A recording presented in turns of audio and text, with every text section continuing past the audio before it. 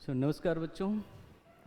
Questions कर लेते हैं जो पेपर में आए हैं और उनके सॉल्यूशंस थोड़ा बता देता हूँ मैं। आंसर्स तो कल बताया था, तो उनको थोड़ा सा प्रॉपर सॉल्यूशन बना देता हूँ ताकि आपको चीज़ें क्लियर हो पाएँ, आप उनसे समझ पाओ और आगे बढ़ पाएँ। जैसे दो ट्रायंगल है, एक है त्रिभुज ABC, दूसरा त्रिभुज है A dash B dash C dash. ठीक है, दो त्रिभुज हैं ABC, A dash B dash C dash. इसका G है सेंट्रोइड, और पहले का G है और दूसरे का G डैश है। ये G है, G डैश नहीं है। अब तो आप जानते हो G इक्वल्स टू, मान लो ये A वेक्टर है, B वेक्टर है, C वेक्टर है, ये A डैश है, उनके पोजीशन वेक्टर्स हैं, स्थिति सदिश। तो G vector equals to A plus B plus C upon 3 and G dash equals to A dash plus B dash plus C dash upon 3। Therefore G dash जो vector होगा वो होगा position vector of G dash minus position vector of G, which is equal to 1/3 A dash plus B dash plus C dash minus A minus B minus C, which is equal to 1/3 A dash minus A plus B dash minus B plus C dash minus C, which is equal to, तो ये क्या होगा, G dash is equal to A dash minus A equals to A dash, B dash minus B equals to B dash और C dash minus C equals to C dash. तो इसीलिए आपको मिल जाएगा therefore G dash equals to 1/3 A dash plus B dash plus C dash, और इसीलिए A dash plus B dash plus C dash is equal to 3 into G dash. ठीक है, तो फर्स्ट का आंसर इतना हो जाएगा। ठीक है, तो फर्स्ट में आपका जो सही आंसर होगा वो होगा 3 इंटू G डैश। ठीक है, सेकंड क्वेश्चन आ जाओ। सेकंड क्वेश्चन कहता है कि वह अंतराल जिसमें ये एक समान अभिश्रित होती है। तो देखो यहाँ पर आपका जो सीरीज है वो है summation n equals to 1 to infinity sine of 2n minus 1 into X upon 2n minus 1। तो माना कि un equals to sine of 2n minus 1x है, un(x) equals to sine of 2n minus 1x और vn equals to 1 upon 2n minus 1 है। तो ये जो आपका सीक्वेंस vn है ये पॉजिटिव है, मोनोटोनिक डिक्रीजिंग है and vn tends to 0 as n tends to infinity. ये हो गया। तथा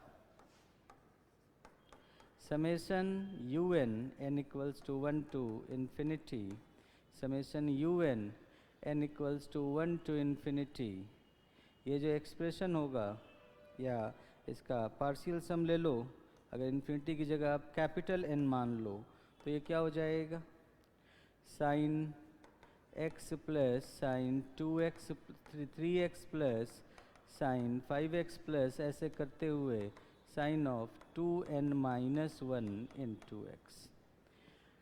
आपने सुना होगा कि इसका सम जो होता है वो फाइनाइट होता है। नहीं सुना है तो आप देख लो कैसे फाइनाइट होता है।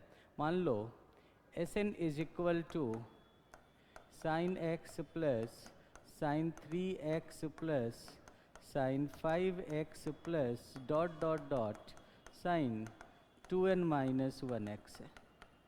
तो आप क्या करो कि 2 इंटू साइन एक्स से ऊपर और नीचे मल्टीप्लाई कर दो, कोई फर्क नहीं पड़ता है। लेकिन नीचे तो 2 इंटू साइन एक्स ही रहा, लेकिन ऊपर क्या हो जाएगा, ऊपर क्या हो जाएगा, ऊपर ये हो जाएगा 2 sine x into sine x sine square x plus 2 sine x into sine 3x plus 2 sine x into sine 5x 2 sine x into sine 2n minus 1x upon 2 sine x, ऐसा हो गया। और आप जानते हो कि 2 साइन स्क्वायर एक्स होता है 1 माइनस कॉस 2x, 2 साइन सी साइन डी वाले या साइन ए साइन बी वाले फॉर्मूले से cos 3x minus x 2x minus cos 4x, ऐसे ही अगले में क्या हो जाएगा cos 4x minus cos 6x, and ऐसे ही चलते हुए यहाँ पे cos 2n minus 2x minus cos 2nx upon 2 into sine x. और देख सकते हो बीच के सारे टर्म्स कैंसिल आउट हो जाएंगे और आपको मिलेगा 1 minus cos 2nx upon 2 sine x. 1 minus cos 2nx को आप जानते हो 2 साइन स्क्वायर nx बोल सकते हो अपॉन 2 साइन एक्स बोल सकते हो।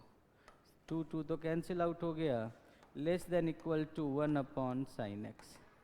तो ये बाउंडेड तभी हो सकता है, ये बाउंडेड तभी हो सकता है यदि bounded if sine X is not equal to 0।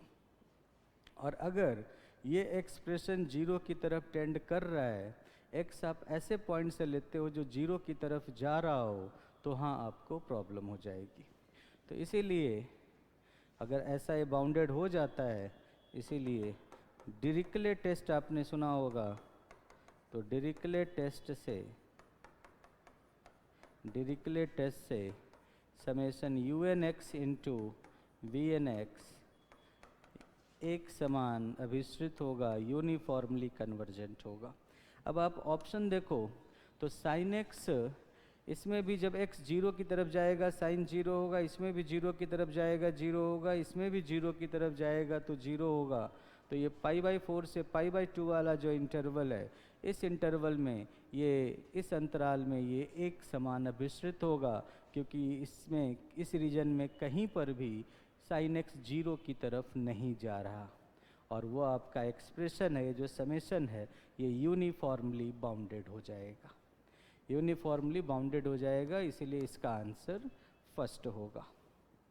ठीक है, इस क्वेश्चन का आंसर फर्स्ट होगा। इसमें बच्चे बड़े कंफ्यूज हो रहे हैं। देखो, ऑर्थो सेंटर लंब केंद्र जो होता है उसे हम लोग O से डिनोट करते हैं, और सरकम सेंटर परी केंद्र को C से डिनोट करते हैं। तो सेंट्रोइड जो G है वो इन्हें 2:1 के अनुपात में विभाजित करता है। परी केंद्र दिए हुए हैं 2,3, परी केंद्र है 2,3 और लंब केंद्र है 4,7। इसीलिए ये क्या हो जाएगा, तो 4 गुना 1, क्योंकि 7 वाला नहीं होता, mx2 plus nx1 upon m plus n होता है। तो 4 गुना 1 जोड़ 2 गुना 2 बटा 2 जोड़ 1, और 7 गुना 1 जोड़ 3 गुना 2 बटा 2 जोड़ 1, और इसीलिए इसका आंसर होगा 8/3, 13/3, जो कि यहाँ पर ऑप्शन नंबर 1 में। ठीक है, बच्चे बोल रहे हैं कि पहले इधर परी केंद्र है, इधर रखो, कोऑर्डिनेट तो आपने उसी के हिसाब से रखा है 2,3 और 4,7, और 2/3 भाग ऑर्थो सेंटर के साइड में होता है, 1/3 भाग सरकम सेंटर की साइड में होता है। तो इसीलिए 8/3, 13/3। अब ये क्वेश्चन भी सिंपल सा क्वेश्चन था, आप इसे दोनों तरीक़ों से कर सकते हो, जैसे भी आप करना चाहो आप इसे सॉल्व कर सकते हो, है ना। आप चाहो तो x बराबर cos 2 थीटा मान लो, पुट x बराबर, या x का x ही रहने दो, कोई फ़र्क नहीं पड़ता, इससे भी सिंपल ही हो जाएगा। देखो कॉट इनवर्स ये बराबर क्या हो जाएगा, साइन स्क्वायर कॉट इनवर्स 1 बटा इतने को आप लिख सकते हो रूट ऑफ 1 माइनस एक्स बटा 1 प्लस एक्स, और कॉट इनवर्स इतना है तो आप देखो एक त्रिभुज बना लो जिसमें आधार है रूट ऑफ 1 माइनस एक्स और लंब है रूट ऑफ 1 जोड़ एक्स, तो ये क्या हो जाएगा, 1 जोड़ एक्स जोड़ 1 माइनस एक्स का रूट, तो रूट 2a हो जाएगा। तो कॉट इनवर्स थीटा बराबर इसको साइन इनवर्स में रखोगे तो sine square of sine inverse, ये बताओ लंब बटा कर्ण होता है रूट ऑफ 1 जोड़ एक्स बटा रूट 2 हो गया। अब ये हो गया साइन ऑफ साइन इनवर्स का स्क्वायर, सो 1 जोड़ एक्स बटा 2। अब ये अगर इसके बराबर है इसीलिए डी डी एक्स ऑफ 1 जोड़ एक्स बटा 2 बराबर 1 बटा 2, और इसका आंसर तीसरा हो जाएगा, इसका आंसर तीसरा हो जाएगा। इस क्वेश्चन में देखो ये भी स्टोक्स थ्योरम का सिंपल है कि देखो स्टोक्स थ्योरम कहता है कि C F into gradient of G D R बराबर एस कर्ल ऑफ जो भी एक्सप्रेशन है F gradient of G dot N cap D S. अब curl of F into gradient of G, curl of U into या phi into U vector आपको याद होगा, identity में पढ़ा होगा, gradient of F cross gradient of G plus F into curl of gradient of G, और curl of gradient 0 होता है तो F into curl of gradient 0 हो गया। तो आप देख सकते हो curl of gradient of F cross gradient of G, ये एक्सप्रेशन इसके बराबर होता है, तो इसका आंसर क्या हो जाएगा, gradient of F cross gradient of G dot N cap D S, और जो आपके ऑप्शन नंबर 1 में दिख रहा है, तो यहाँ पर इसका आंसर इतना हो जाएगा। ये फॉर्मूला आपने पढ़ा है ना, curl of phi into U vector equals to gradient of phi cross U vector plus phi into curl of U vector, वही फॉर्मूला यहाँ पर यूज किया गया और ये इसका आंसर हो गया। ये तो स्टैंडर्ड क्वेश्चन है। एफ एक्स बराबर 1 बटा एक्स की पावर एक्स, आप एक्स की पावर एक्स का निम्नतम मान निकाल लो, 1 बटा एक्स की पावर एक्स का उच्चतम मान मिल जाएगा, या आप यही लेकर चलो। तो एफ एक्स बराबर या y बराबर, इसको आप y मान लो, y बराबर 1 बटा एक्स की पावर x, सो log y बराबर minus x into log of x, ऐसा हो गया। दोनों तरफ डिफ्रेंशिएट कर लो, 1 बटा y d Y by D x is equal to minus बाहर ले लो 1 प्लस लॉग एक्स हो गया, और इसका मतलब d Y by D x equals to y minus y into minus y क्या है, वाई है एक्स रेज टू पावर, नहीं ऐसे में ही D Y by D x is equal to, एक सेकेंड इसे थोड़ा छोटा कर लेता हूँ और इसको मिटा देता हूँ, इसमें यही दिक्कत है, मिटा नहीं सकते हम, पता नहीं मुझे इतनी चीज़ें आती नहीं। लो ये तो नीचे चला गया, चलो कोई बात नहीं, इसको यहाँ पे रख लेते हैं और इसे सॉल्व कर लेते हैं। D Y by D x बराबर क्या हो गया, एक्स की पावर एक्स माइनस एक्स की पावर एक्स 1 जोड़ लॉग ऑफ एक्स। अब क्रिटिकल पॉइंट के लिए 0 कर दोगे तो ये x की पावर x तो 0 हुआ नहीं, तो क्या 0 होगा, 1 जोड़ लॉग एक्स बराबर 0, लॉग एक्स बराबर माइनस 1, एक्स बराबर 1 बटा ई। नंबर लाइन पे प्लॉट करो 1 बटा ई। अब देखो जैसे जैसे log x तो इंक्रीजिंग फंक्शन है, तो जैसे जैसे x बड़ा होता जाएगा ये बड़ा होता जाएगा log x, तो ये नंबर बड़ा होता जाएगा। तो इसीलिए ये एक्सप्रेशन तो 1/e पर अगर 0 है तो 1/e से आगे पॉजिटिव है, ये हमेशा पॉजिटिव है, आगे माइनस लगा हुआ है, तो प्रोडक्ट इधर नेगेटिव हो गया और पहले पॉजिटिव, पहले इंक्रीज करेगा बाद में डिक्रीज करेगा, तो अधिकतम मान इसे मिलेगा 1/e पर। इसीलिए अधिकतम मान क्या हो गया, f ऑफ 1/e, और पुट कर दो इसमें तो 1/e की पावर 1/e बराबर e की पावर 1/e, और e की पावर 1/e आपके ऑप्शन नंबर फर्स्ट में है। उसके बाद एक तोप के गोले का क्षैतिज परास r है। मान लो एक तोप का गोला है, यहाँ से यहाँ तक ऐसे गया, ये इसका क्षैतिज परास r है। अगर ये कोण अल्फा है तो वो जब दूसरा कोण बनाएगा, जब वो दूसरा कोण बनाएगा, मान लो ये ऐसे जाता है तो ये भी, तो ये 90 डिग्री माइनस अल्फ़ा होगा, क्योंकि r साइन 2 अल्फ़ा जहाँ आता है तो अल्फ़ा और 90 डिग्री माइनस अल्फ़ा दोनों पे क्षैतिज परास का मान समान होता है। तो यहाँ पे 3 फॉर्मूले हैं आपके पास बच्चों। r बराबर है u square sine 2 alpha by जी।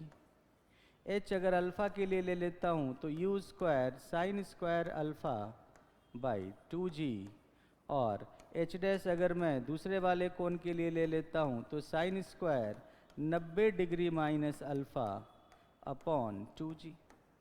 इसीलिए h डैश का रूट क्या हो जाएगा, u square into u square, तो u स्क्वायर ही हो गया साइन स्क्वायर अल्फ़ा, और कॉस स्क्वायर अल्फ़ा का root sine alpha cos alpha हो गया 2g, और 2g 4g स्क्वायर का रूट 2g हो गया। ऊपर अगर 2 से मल्टीप्लाई कर दोगे तो u square sine 2 alpha by 4g हो गया, which is equal to r upon 4 हो गया। इसीलिए r बराबर 4 into root of h dash, और इस कारण से बच्चों इसका आंसर सेकंड हो गया। इस क्वेश्चन का आंसर सेकंड हो गया।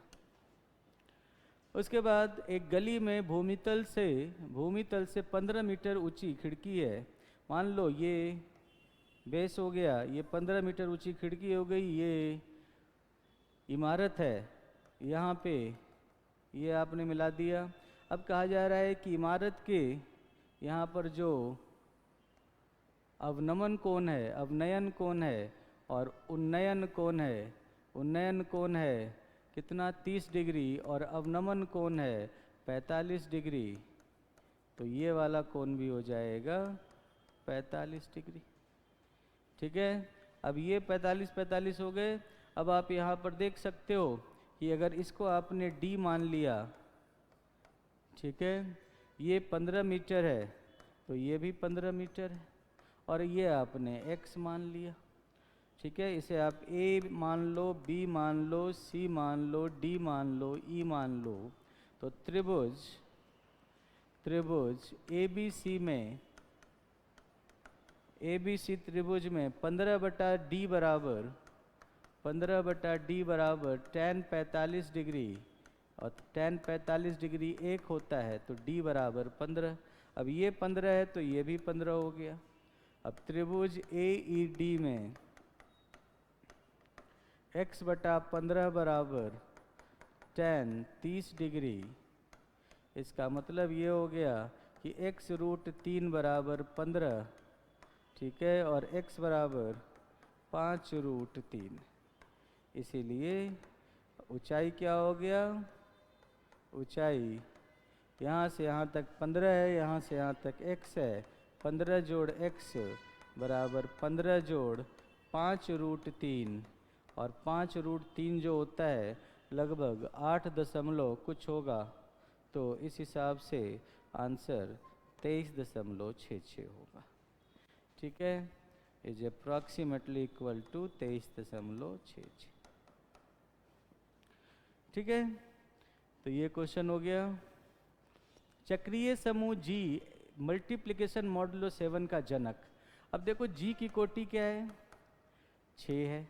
अब तत्समक अवयव एक की कोटि तो एक होती है, दो की कोटि, अब मैंने कैसे बताया था, तो आप एंगुलर ब्रैकेट ऑफ दो देखो, दो, दो का स्क्वायर 4, दो का क्यूब 8, 8 जैसे ही 7 से बड़ा हुआ, 7 से भाग देने पर शेषफल 1 मिला, इसीलिए दो की कोटि 3 हो गई। 3 की कोटि तो 3 की पावर 1 3, 3 का स्क्वायर 9, 9 को आप 2 लिख सकते हो क्योंकि 7 से भाग दोगे तो शेषफल 2 मिलेगा। 2 गुना 3 6, 6 गुना 3 18, 18 को 7 से भाग दोगे तो शेषफल 4 मिलेगा। 4 गुना 3 12, 12 को 7 से भाग दोगे तो शेषफल 5 मिलेगा। और 5 गुना 3 15 को 7 से भाग दोगे तो शेषफल 1 मिलेगा। 1 2 3 4 5 6, इसीलिए 3 की कोटि 6 हो गई। और आपको पता है कि 3 की कोटि 6 हो गई तो इसका मतलब ये चक्रीय समूह हो गया और 3 इसका एक जनक हो गया। अब 3 तो 3 ऑप्शन में है, लेकिन आपको पता है कि 3 अगर जनक है, 3 जनक है तो 3 का इन्वर्स भी जनक होगा, 3 का इन्वर्स भी जनक होगा। और 3 का इन्वर्स क्या होता है, तो 3 को किससे गुना करो कि 7 से भाग देने पर शेषफल 1 मिले, तो 3 को 5 से गुना करोगे 15 हो जाएगा, 15 को 7 से भाग दोगे तो 14 हट जाएगा और शेषफल 1 मिलेगा। तो 3 इन्वर्स बराबर 5 है, इसीलिए 3 और 5 ये दोनों इसके जनक हैं। ठीक है। और 5 ऑफ 6 6 कोटि का है, चक्रीय समूह है, तो 5 ऑफ 6 मतलब 2 ही जनक होंगे, दोनों यही दोनों है। U0 बराबर 1 है, U1 बराबर 11 है, U2 बराबर 21 है, U3 बराबर 28 है और U4 बराबर 29 है। तो नंबर इसको टेबल बना लो। U की वैल्यू क्या है, क्योंकि ये सब तो समान अंतराल पे है, तो 1 11 21 28 29, डेल्टा U क्या हो जाएगा, 11 माइनस 1 10, 21 माइनस 11 10, यहाँ 7 यहाँ 1, डेल्टा स्क्वायर U क्या हो गया 0, 7 minus 10 minus 3 minus 6, delta cube U क्या हो गया -3 माइनस 0 -3 प्लस 6 -3, और डेल्टा की पावर 4 U क्या हो गया 0। सो डेल्टा की पावर 4 U0 बराबर 0 इसका आंसर हो जाएगा। देखो limit x tends to infinity, इस लिमिट का मान क्या है, तो limit x tends to infinity आप क्या करो कि इसको ऊपर वाले को रेशनलाइज कर दो, तो x plus root of x जोड़ root of x minus x upon root of x plus root of x जोड़ root of x plus root of x, ये x और माइनस x कट गया। अब आप देख सकते हो बराबर limit x tends to infinity, root of x सबसे बड़ा पावर है तो उससे ऊपर नीचे भाग दे दो, तो रूट ऑफ x अंदर जाएगा तो x हो जाएगा, तो वह 1 जोड़ 1 बटा रूट एक्स, क्योंकि रूट एक्स बटा x करोगे तो 1 बटा रूट एक्स हो जाएगा, और नीचे में भी रूट एक्स से भाग दोगे तो 1 जोड़ रूट ऑफ 1 बटा रूट ऑफ, ये देख सकते हो यहाँ से गया तो यहाँ से 1 बटा x हो गया, और ये पहले से रूट एक्स है ना, तो रूट एक्स यहाँ पर x है, यहाँ पर अगर x है तो यहाँ पर फिर से रूट होगा तो x स्क्वायर हो जाएगा, तो x अपॉन एक्स स्क्वायर 1 बटा x हो गया, और root x upon x square 1 बटा x की पावर 3 बटा 2 हो गया, माइनस रूट एक्स बटा रूट एक्स बराबर माइनस नहीं प्लस 1 हो जाएगा। अब आप जानते हो कि जब x इन्फिनिटी की तरफ जाएगा तो रूट एक्स भी इन्फिनिटी की तरफ जाएगा, 1 बटा रूट एक्स या जो भी पावर हो पॉजिटिव सब जीरो की तरफ जाएगा, बराबर 1 जोड़ 0 का रूट बटा रूट ऑफ 1 जोड़ रूट ऑफ 0 जोड़ 0 जोड़ 1 बराबर 1 बटा 2। तो इसका आंसर हो जाएगा बच्चों 1 बटा 2।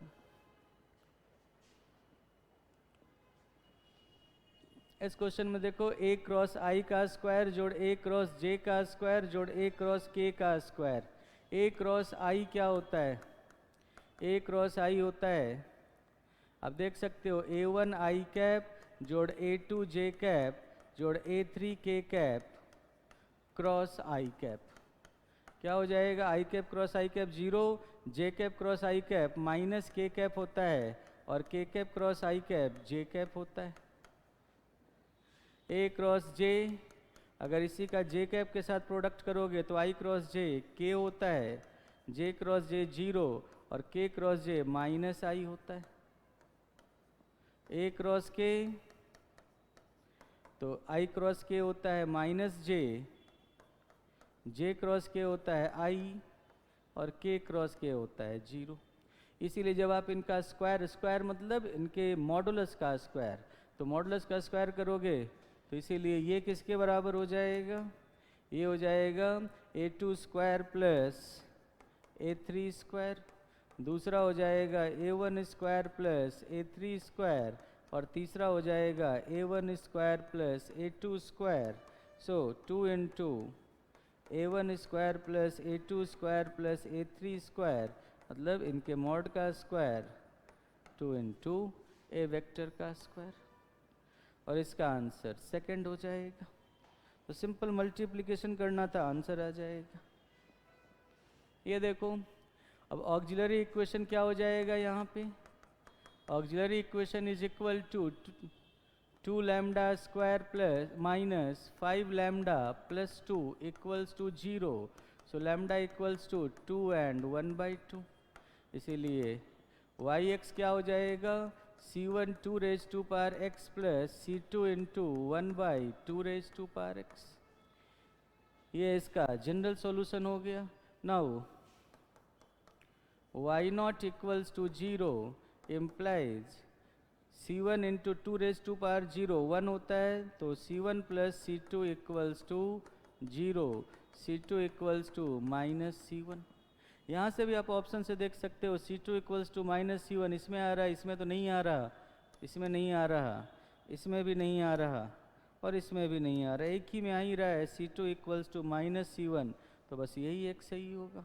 बाकी आप दूसरा भी निकाल कर देख सकते हो, कंप्लीट सॉल्यूशन लाना चाहते हो तो y1 इक्वल्स टू 1 है, तो इसका मतलब कि c1 into 2, c1 into 2 plus c2 upon 2 equals to 1 है।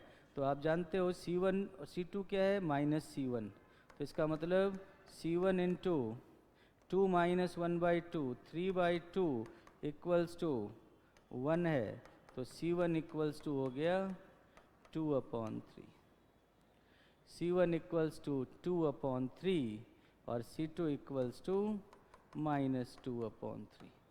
तो आंसर आ गया -2/3 1/2 raise to power x plus 2/3 2 raise to power x। बाकी ऑप्शन से करते तो इस स्टेप की जरूरत नहीं थी।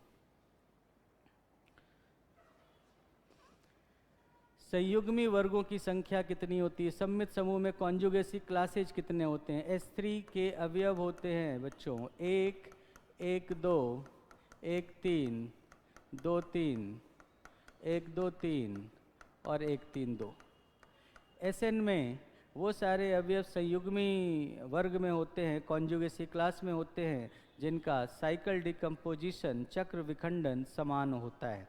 तो इसीलिए यहाँ पर 3 कॉन्जुगेसी क्लासेज बनते हैं। S3 बराबर एक तो 1 से बन जाता है, एक बन जाता है 1 2 से और एक बन जाता है 1 2 3 से।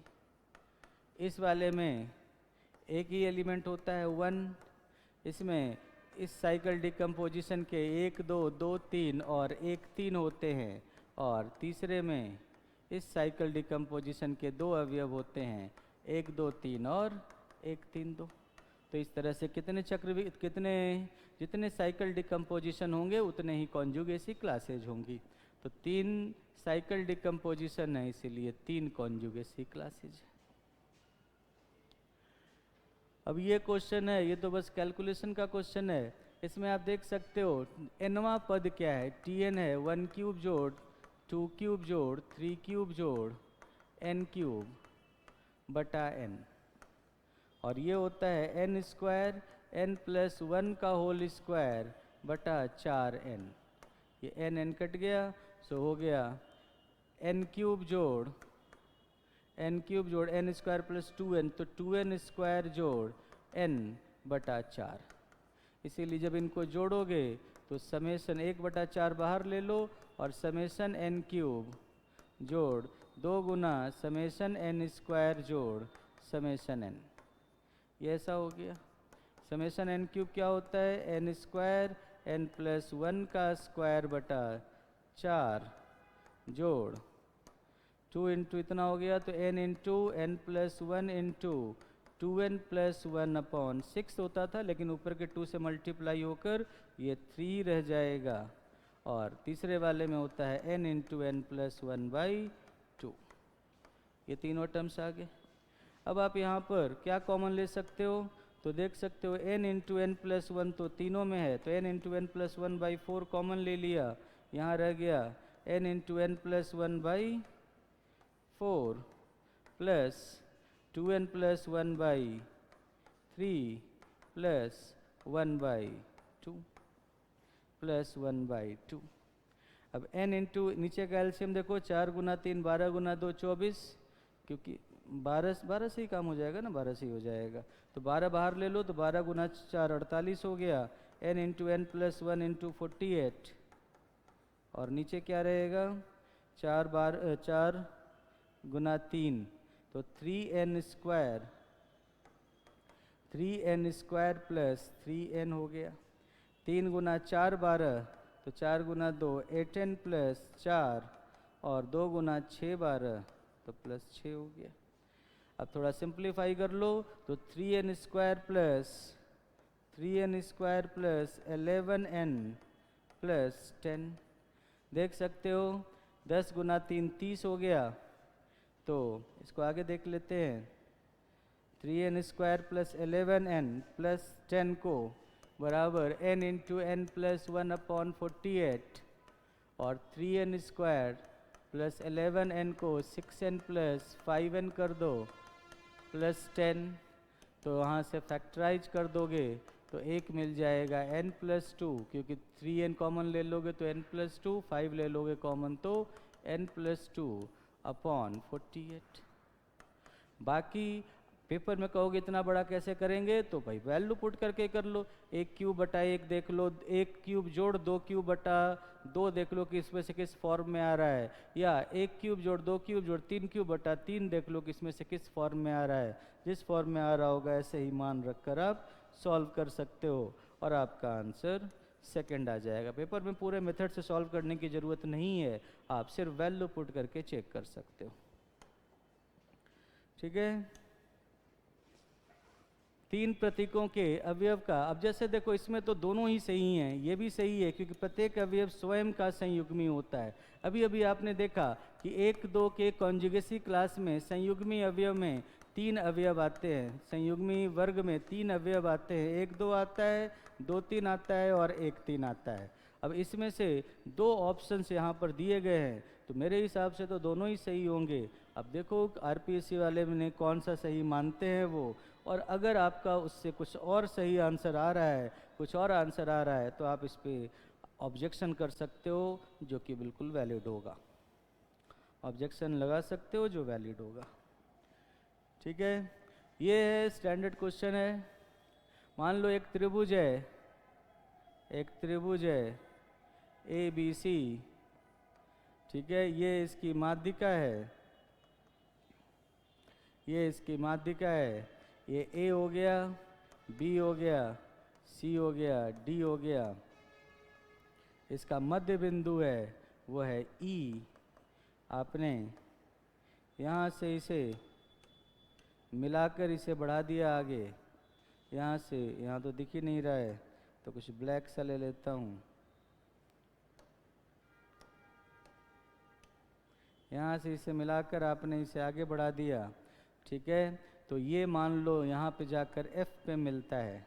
अब क्या करो कि मान लो यहाँ से ये BE हो गया, D से आपने इसके पैरेलल एक पॉइंट ले लिया G, माना कि DG जो है वो पैरेलल है BF के। तो अब त्रिभुज ADC में या ADG में, C नहीं ADG में, देखो EE पैरेलल है DG के तथा E मध्य बिंदु है, AE बराबर ED है। इसीलिए अगर ऐसा है तो आपने समरूपता सिमिलरिटी में देखा ही था, एफ बराबर एफ जी होगा, एफ बराबर एफ जी होगा, ये इसका भी मिड पॉइंट होगा। अब त्रिभुज बी सी एफ में देख सकते हो, तो फिर से डी मध्य बिंदु है, बी डी बराबर डी सी है, डी मध्य बिंदु है इधर, और दूसरा कि डी जी पैरेलल है बी ई के, अतः फिर से सेम रिजल्ट से सी जी बराबर जी एफ होगा। अब देखो सी जी बराबर जी एफ बराबर एफ हो गया, तो ये तीनों बराबर लंबाई के हो गए, तीनों बराबर लंबाई के हो गए, तो इसीलिए हर एक जो होगा वो ए सी बटा 3 होगा। आपसे क्वेश्चन पूछा जा रहा है एफ क्या है, तो f is equal to a c upon 3, f equals to a c upon 3। इस डायग्राम से आप इजीली देख सकते हो। अच्छा, इस क्वेश्चन को देखो। अब इस क्वेश्चन में 4x plus 2 minus y x plus 2, तो इसमें क्या होगा, इसमें आप देख सकते हो कि ऑक्सिलरी इक्वेशन क्या होगा, लैम्डा स्क्वायर माइनस 4 बराबर 0, लैम्डा बराबर 2 और माइनस 2 हो गया, इसलिए सी एफ हो गया। अच्छा, विशेष हल पूछ रहा है, सी एफ पूछ ही नहीं रहा है, चलो लिख दिया है तो बता देता हूँ। ये हो जाएगा C1 2 की पावर x जोड़ C2 माइनस 2 की पावर x। पी निकालने के लिए की जब बात आती है तो 1 upon e square minus 4 2 raise to power x है, 1 upon e minus 2 into e plus 2 of 2 raise to power x, so 1 upon e minus 2, और ये क्या हो जाएगा 2 plus 2 of 2 raise to power x, 1 upon 4 into 1 upon e minus 2 into 2 raise to power x। अब ये देखो 0 हो जाता है, इसलिए आपको क्या करना पड़ेगा, x अपॉन, ठीक है, 1 फैक्टोरियल और 2 raise to power minus 1, so upon 2 into 2 raise to power x करना होगा, तो x upon 4 into 2 raise to power x minus 1 हो गया। सो इसका answer 1 upon 4 into x into 2 raise to power x minus 1 होगा। Now इस question में देख सकते हो, ये भी बड़ा अजीब सा क्वेश्चन है, क्योंकि अगर ए एच का एलिमेंट है तो ए एच बराबर एच होता है। अब यहाँ पर सभी सहसमुच्चय हैं, अब एच बराबर ई ए स्क्वायर है। अब इसके बाद आप चाहो तो एच ए लोगे या ए एच लोगे, तब भी a कॉमा ए क्यूब मिलेगा, और ए क्यूब एच लोगे तो आपको मिलेगा A cube comma A raise to power 5, A raise to power 4 identity है, तो वापस ए हो जाएगा। ए स्क्वायर एच जो होगा वो ए स्क्वायर और ए रेज टू पावर 4 आइडेंटिटी है, तो ऐसे बना दिया, तो क्लियरली देख सकते हो ये ए स्क्वायर एच के इक्वल है और ए क्यूब एच के इक्वल है। तो h इंटू एच कॉमा ए क्यूब एच भी सही है, ए कॉमा ए एच भी सही है, क्योंकि h और ए क्यूब एच तो सेम ही है, h और ए स्क्वायर एच सेम है, तो इसीलिए ये भी सही है। ये दोनों नहीं है क्योंकि इसमें तो दोनों ही h हो गए, तो सभी समुच्चय तो इसमें नहीं आ पाए। बाकी स्टैंडर्ड नोटेशन के हिसाब से वो इसको सही मानेंगे, बट जिन्हें भी ऑब्जेक्शन लगाना है लगा सकते हैं, क्योंकि इसमें तीनों ही सही हैं। अब रही बात, ये एक चतुर्भुज है, उसके मध्य बिंदुओं को मिलाने पर समचतुर्भुज बनता है। अब अगर मध्य बिंदुओं को मिलाने पर, मान लो कोई चतुर्भुज है इस टाइप का, और उसके मध्य बिंदुओं को मिलाने पर समचतुर्भुज बनता है, वैसे तो आप देख सकते हो, ऐसे तो इसमें तो लग नहीं रहा है कि वो सब सेम है, बट अगर मान लो कि अगर सब सेम है, तो आप क्लियरली देख सकते हो यहाँ पे कि एक आपने ये डायगोनल बना लिया, दूसरा आपने ये डायगोनल बना लिया, एक डायगोनल ये बना लिया, दूसरा डायगोनल ये बना लिया। अब देखो बच्चों, ये हो गया ए बी सी डी, ये हो गया पी क्यू आर एस। अब आप इसमें देख सकते हो कि त्रिभुज ए सी डी में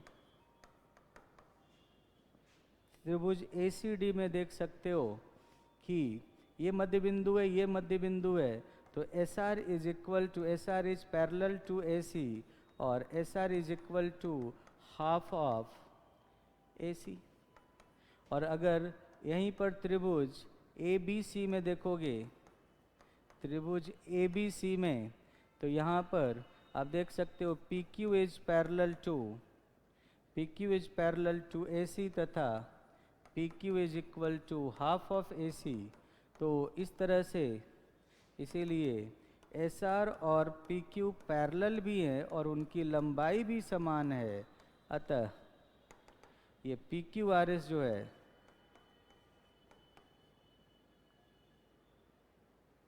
ओहो, इसका ये नहीं होगा, ये नहीं होगा, ये होगा। PQRS जो है ये एक क्या है, ये एक, रुको इसको छोटा कर देता हूँ।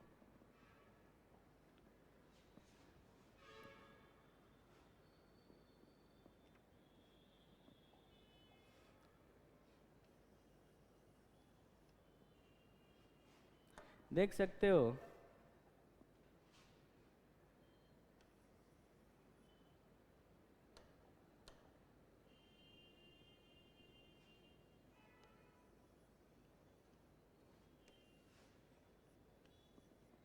देखो, इस त्रिभुज में तो ऐसा हो गया। अब इधर वाले त्रिभुज में देखो, त्रिभुज ABD में PS पैरेलल टू BD है तथा PS is equal to half of BD है। अब चूंकि ये PQRS एक समचतुर्भुज है, तो समचतुर्भुज में चारों भुजाएं समान होती हैं। समचतुर्भुज है,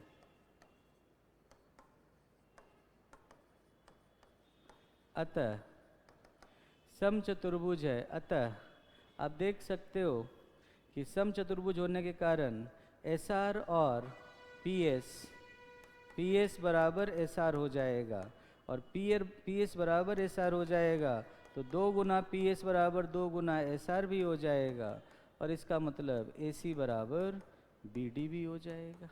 AC बराबर BD का मतलब ABCD के विकर्ण समान हैं। अब ABCD का समांतर चतुर्भुज तो नहीं कह सकते, इसमें ये गलत डाल दिया है किसी ने, तो ये तो नहीं कह सकते, बट ये कह सकते हो। सो ये समान होंगे। यहाँ देख सकते हो अल्फ़ा 1 और अल्फ़ा 2 इसके 2 मूल हैं, तो इसका मतलब क्या हुआ कि P बराबर है माइनस P बराबर अल्फ़ा 1 प्लस अल्फ़ा 2 और Q बराबर है अल्फ़ा 1 इंटू अल्फ़ा 2। अब आप इसमें देख सकते हो आपका पुनरावृत्ति स्कीम है xn plus 1 equals to g of xn या फाई ऑफ xn बराबर minus q upon xn plus p है। Therefore g of x equals to minus q upon x plus p हो गया। अब आपको याद होगा कि x बराबर अल्फ़ा 1 के प्रतिवेश में अगर इसका ये अभिश्रित हो रहा है तो g डैश अल्फ़ा 1 की जो वैल्यू होगी उसका मॉड लेस देन 1 होगा। Mod of g dash alpha 1 less than 1 होगा, पुनरावृत्ति विधि में पढ़ा होगा। तो g डैश x क्या हो गया बच्चों, माइनस q, तो माइनस का तो प्लस हो जाएगा और x प्लस p का होल स्क्वायर हो जाएगा। q और g dash alpha 1 is equal to alpha 1 into alpha 2, q तो यही है alpha 1 into alpha 2 upon alpha 1, p किसके बराबर है, तो p बराबर है माइनस अल्फ़ा 1 माइनस अल्फ़ा 2 का होल स्क्वायर। इसका मॉड कर दिया तो इसका मॉड हो गया लेस देन 1, ये कैंसिल आउट हो गया, माइनस अल्फ़ा 2 का square, so mod of alpha 1 by alpha 2 less than 1, so mod of alpha 1 is less than mod of alpha 2। so ये इसका आंसर हो जाएगा। उसके बाद r प्लस वास्तविक संख्याओं का योज्य समुच्चय है, C0 कॉमा मल्टीप्लिकेशन है, इसमें क्या बताया था, सबसे पहले ई डैश निकालो, सी नॉट का मल्टीप्लिकेशन के लिए ग्रुप होता है, इसका तत्समक अवयव निकाल लो। अब जी ऑफ एक्स बराबर ई डैश का मतलब हो गया ई की पावर आयोटा एक्स बराबर 1। अब 1 किसके बराबर होता है, 1 होता है आयोटा 2 के पाई, तो इसका मतलब x बराबर 2 के pi k belongs to z, x बराबर 2 के pi k belongs to z, वो वाला आंसर यहाँ पर सेकंड। उसके बाद बच्चों फाई एक समाकारिता है, k इसकी अष्टी है, तो फाई ए बराबर फाई बी होगा यदि और केवल यदि फाई ऑफ ए बराबर phi of B implies phi of A, दोनों तरफ फाई ऑफ बी के का इन्वर्स जो कि जी डैश का एलिमेंट है, दोनों तरफ उससे मल्टीप्लाई कर दिया। अब फाई ऑफ बी को उसके इन्वर्स से मल्टीप्लाई करोगे तो तत्समक अवयव मिल जाएगा। और यहाँ आप जानते हो कि phi of A into phi of B का inverse phi of B inverse हो जाएगा, और ये आइडेंटिटी हो गया। समाकारिता के कारण आप इसे ए बी इन्वर्स कर दोगे, ये ई डैश हो गया, तो इसका मतलब a B inverse belongs to, जिस भी अवयव का इमेज आइडेंटिटी होता है वो सब कर्नल का एलिमेंट होता है, so A B inverse belongs to kernel, तो इसीलिए इसका आंसर हो गया A B inverse belongs to K. उसके बाद आप देख सकते हो वृत्त की परिधि और वर्ग का परिमाप समान है, तो वृत्त की परिधि होती है 2 पाई r और वर्ग का परिमाप होता है 4a, तो इसका मतलब r बराबर 2 बाई पाई इंटू ए। ठीक है, पाई 3.14 होता है, तो जाहिर सी बात है r तो a से छोटा है। बट अब वृत्त का क्षेत्रफल क्या होता है, वृत्त का क्षेत्रफल होता है पाई आर स्क्वायर, तो पाई आर स्क्वायर का मतलब pi into 4a square, 2a का स्क्वायर 4a स्क्वायर और नीचे पाई स्क्वायर, तो ये पाई पाई कट गया। और वर्ग का क्षेत्रफल, या इसको ऐसे लिख लो, तो 4 बटा पाई इंटू ए स्क्वायर, 4 बटा पाई इंटू वर्ग का क्षेत्रफल, तो वर्ग का क्षेत्रफल 4 4 3.14 से बड़ा होता है, तो इसका मतलब 4 बटा पाई 1 से बड़ा है, तो ग्रेटर देन वर्ग का क्षेत्रफल। तो इस तरह से वृत्त का क्षेत्रफल वर्ग के क्षेत्रफल से बड़ा हो गया, वृत्त का क्षेत्रफल वर्ग के क्षेत्रफल से बड़ा हो गया।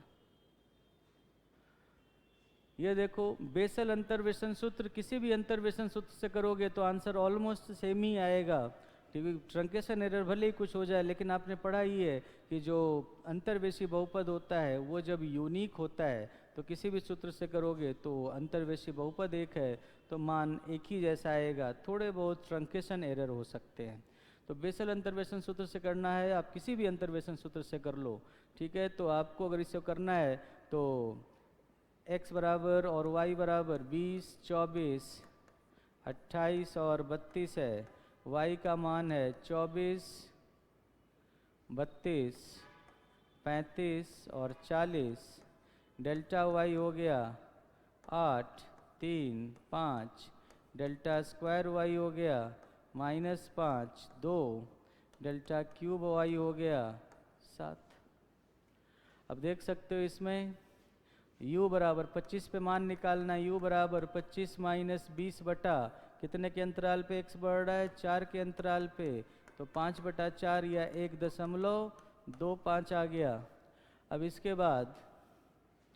इसके बाद जब आप इसे सॉल्व करोगे तो पी एन यू क्या हो जाएगा, y नॉट है 24 प्लस u इंटू 5 बटा 4 इंटू डेल्टा y नॉट है 8, फिर डेल्टा स्क्वायर y नॉट है -5 इंटू u माइनस 1, तो 1.5, 5 बटा 4 गुना -1 करोगे तो 1 बटा 4 और 2 फैक्टोरियल होता है तो 1 बटा 2 और प्लस 7, लेकिन आगे भी माइनस ही आ जाएगा क्योंकि 7 गुना कितना हो जाएगा 5/4, 1/4 -3/4 और साथ में 1/3 फैक्टोरियल 1/6।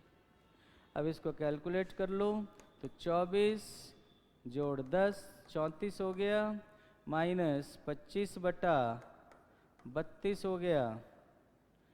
ठीक है, 24 और 10 34 हो गया, -25/32 हो गया, माइनस ये देख लो ये 3 2 हो गया, सो 35/4 गुना 4 गुना 4 64 गुना 2 128 हो गया। तो इसका मतलब 34 माइनस 25 गुना 4 135/128।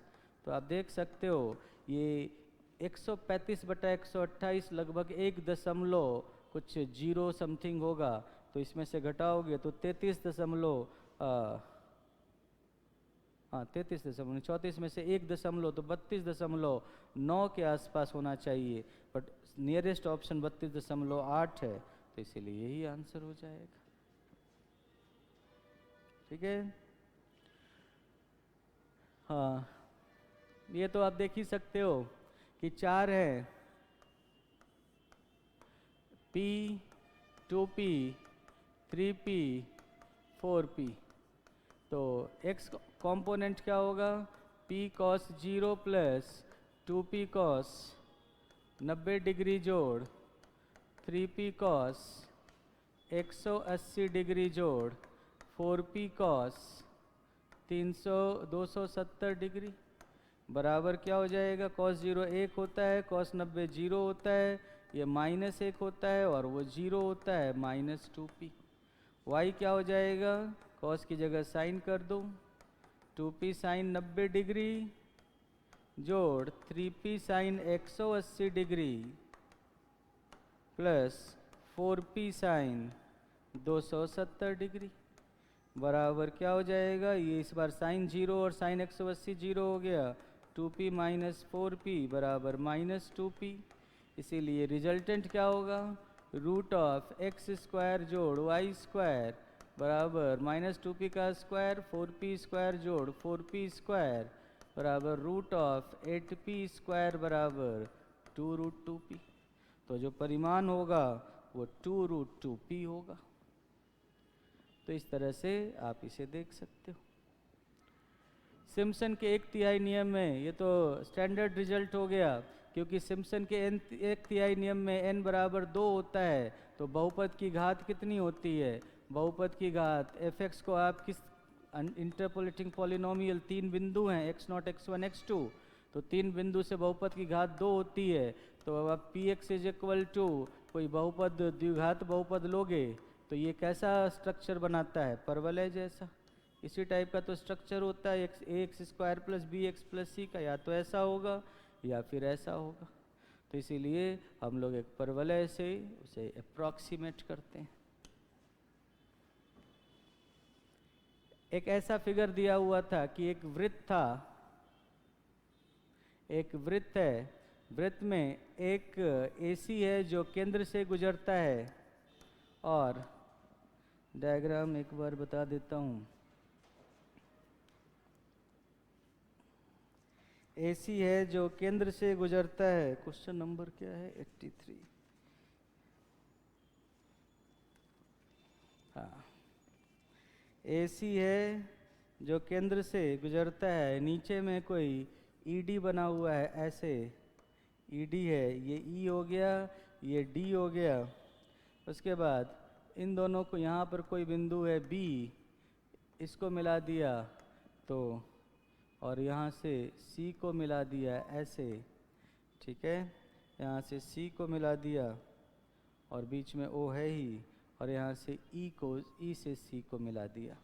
तो पूछा जा रहा है क्वेश्चन में, ये एंगल CBE अगर ये 65 डिग्री है तो DEC ये कोण कौन सा होगा। ठीक है, एक ये दिया हुआ है तो दूसरे कोण के बारे में पूछ रहा है कि ये कोण कौन सा होगा। देख सकते हो, आप क्या करो, दो डायग्राम, दो कंस्ट्रक्शन कर लो, इनको मिला दो। अब आप देख सकते हो कि ये एंगल 65 डिग्री है। ई सी देख लो कि जीवा या चाप ईसी द्वारा बी पर बना कोण, परिधि के किसी भी बिंदु पर बना कोण अगर 65 डिग्री है, इसीलिए ईसी द्वारा चाप ईसी द्वारा केंद्र ओ पर बना कोण क्या होगा, उसका दुगना होता है 130 डिग्री हो जाएगा। सो ये कोण हो जाएगा 130 डिग्री। देख लो, ये अगर 65 है तो इस पर बना कोण 130 डिग्री। अब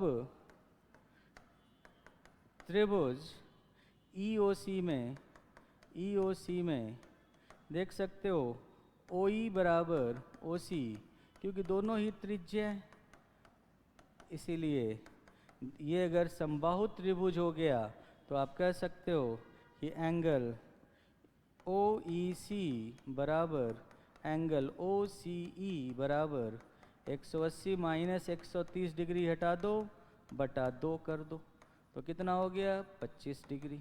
अब कुछ देखो, ये एंगल अगर 25 डिग्री हो गया तो चूँकि OC और ED दोनों पैरेलल हैं और ये EC जो है वो तिर्यक रेखा है, तो ये एंगल 25 डिग्री है, तो एकांतर कोण से ये एंगल भी 25 डिग्री हो जाएगा और इसका आंसर 4th हो जाएगा।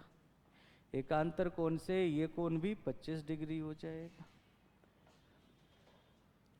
दो बल जो क्रमशः P और 2P के बराबर है, दो बल हैं जो क्रमशः P और 2P के बराबर है, एक कण पर क्रियाशील है। यदि पहले को दुगना और दूसरे को 10 पाउंड बढ़ा दिया जाए तो परिणामी की दिशा अपरिवर्तित रहती है। माना कि परिणामी P के साथ अल्फा कोण बनाता है, P के साथ अल्फा कोण बनाता है, तो दिशा अपरिवर्तित रहती है, मतलब P के साथ बनाया गया कोण अपरिवर्तित है। इसीलिए आप कह सकते हो कि जो, या ऐसे मान लो कि tan अल्फा बराबर P और 2P के बीच का जो कोण है वो मैं थीटा मान लेता हूँ, तो क्या हो जाएगा 2P sine theta upon P plus 2P cos theta. यही हो गया tan अल्फा बराबर 2P sine theta upon P plus 2P cos theta. और ये अपरिवर्तित रहता है। यदि मैंने क्या कर दिया, तो दूसरे को 10 पाउंड बढ़ा दिया, तो इधर 2P प्लस 10 कर देता हूँ और P को डबल कर देता हूँ, तो 2P प्लस 10 कॉस थीटा, यही हो गया। सो ये tan अल्फा इसके भी बराबर, इसके भी बराबर है, क्योंकि परिणामी की दिशा अपरिवर्तित रह रही है। तो ये दोनों आपस में बराबर है, तो हम लोग इनको इक्वेट कर लेते हैं। यहाँ से तो P कट गया, तो 2 sine theta upon 1 plus 2 cos theta बराबर, यहाँ हो जाएगा 2P sine theta plus 10 sine theta बटा 2P plus 2P cos theta plus 10 cos theta, यही हो गया। अब जितने P वाले टर्म्स उनको एक साइड लाने के लिए हम लोग क्या करते हैं, यहाँ से तो 2 तो हट ही जाएगा, चलो आगे कर लेंगे। इसको 5, इसको 1 ले लेते हैं, इसको 5, इसको 1, इसको 5, तो 2 sine theta into P plus P cos theta plus 5 cos theta बराबर 1 plus 2 cos theta into P sine theta plus 5 cos theta. अब जरा जितने भी P वाले टर्म्स हैं उनको लेफ्ट में रखेंगे और बिना P वाले टर्म्स, क्योंकि हमें P की वैल्यू निकालनी है, तो बिना p वाली टर्म्स को दूसरी तरफ कर देते हैं। तो देखो अब क्या आता है, तो ये हो जाएगा, पहले लेफ्ट हैंड साइड को लेकर मल्टीप्लाई करोगे तो 2p sine theta plus 2p sign theta cos theta, this implies 2p sine theta plus 2p sign theta cos theta, 2p sign theta cos theta plus 10 sine theta cos theta plus 10 sine theta cos theta बराबर, दूसरी तरफ क्या आ गया, दूसरी तरफ आ गया, पहले तो 1 वाला रख देते हैं, p sine theta plus 5 cos theta, p sine theta plus 5 cos theta plus, अब इससे मल्टीप्लाई कर दो 2 कॉस थीटा से, तो 2p sign theta cos theta plus 10 cos square theta plus 2p sign theta cos theta plus 10 cos square theta हो गया। अब कुछ कैंसिल आउट हो रहा है क्या, तो देखो सारे p वाले टर्म्स को एक साथ 2p sign theta cos theta cancel out कर दो, तो 2p sine theta minus p sine theta, तो इधर आपको मिलेगा p साइन थीटा। ठीक है, अब यहाँ आपको मिला p sine theta is equal to, ये देख सकते हो आप, 10 sine theta cos theta plus, नहीं 10 कॉस स्क्वायर थीटा, ये माइनस हो जाएगा ना, minus 10 sine theta cos theta plus 5 cos theta plus 10 cos square theta, ये ऐसा हो गया। अब हमें p की वैल्यू फाइंड करनी है, यहाँ कुछ मिस्टेक है लगता है, क्योंकि यहाँ पर साइन थीटा कॉस थीटा है तो वहाँ कॉस स्क्वायर थीटा नहीं होगा, देखो जरा, 2 cos theta 1 plus 2 cos theta 10 sine theta है, तो ये उधर जाकर 5 कॉस थीटा नहीं है भाई, यहाँ पर साइन थीटा, वही मुझे भी लग रहा था कि मिस्टेक है। अब देखो ये क्या बन गया, p sine theta plus 5 sine theta, p sine theta plus 5 sine theta है, 5 कॉस थीटा नहीं है, 5 साइन थीटा है, और ये भी साइन थीटा कॉस थीटा है, ये साइन थीटा है और ये साइन थीटा कॉस थीटा है, ये साइन थीटा है और वो अगला साइन थीटा कॉस थीटा है।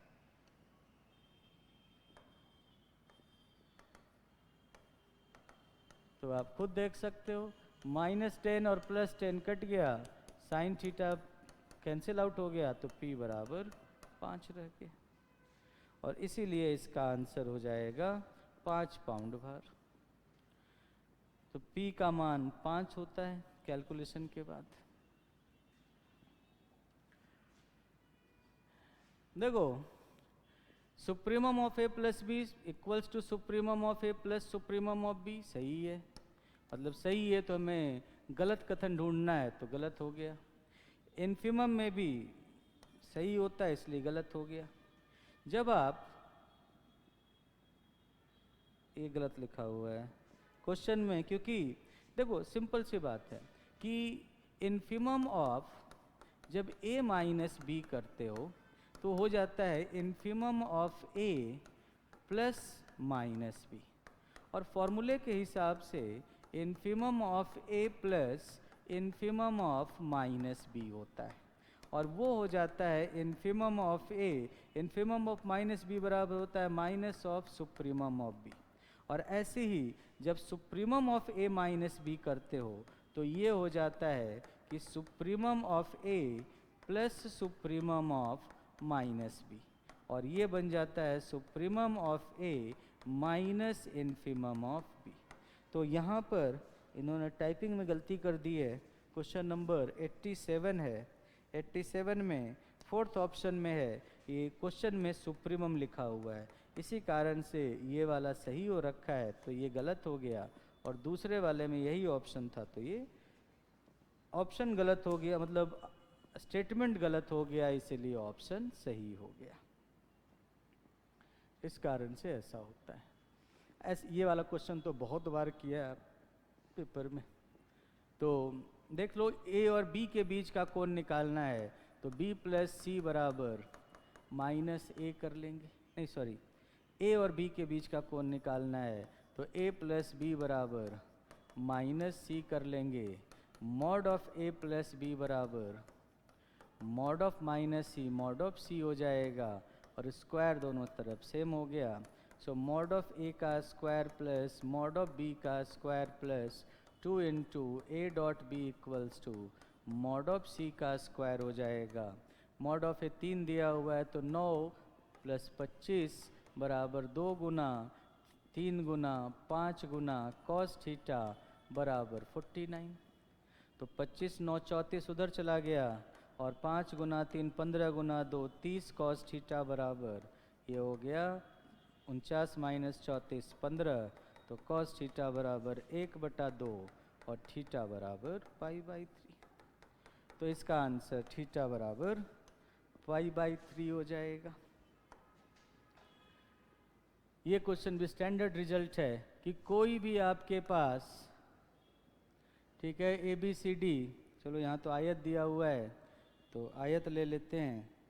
तो ए बी सी डी अगर कोई आयत है, ए बी सी डी अगर कोई आयत है तो ए बी सी डी अगर आयत ले लेते हैं तो आयत में भी ये कोई भी बिंदु आप ले लो, और इस बिंदु को लेकर अगर आपने इससे मिला दिया या इससे मिला दिया, इन चारों से मिला दिया, तो आप जानते हो कि अगर ये ए बी सी डी है, ए बी सी डी है, और ये एक है त्रिभुज ए ओ डी, एक त्रिभुज इसका क्षेत्रफल 3 है, और बी ओ सी इसका क्षेत्रफल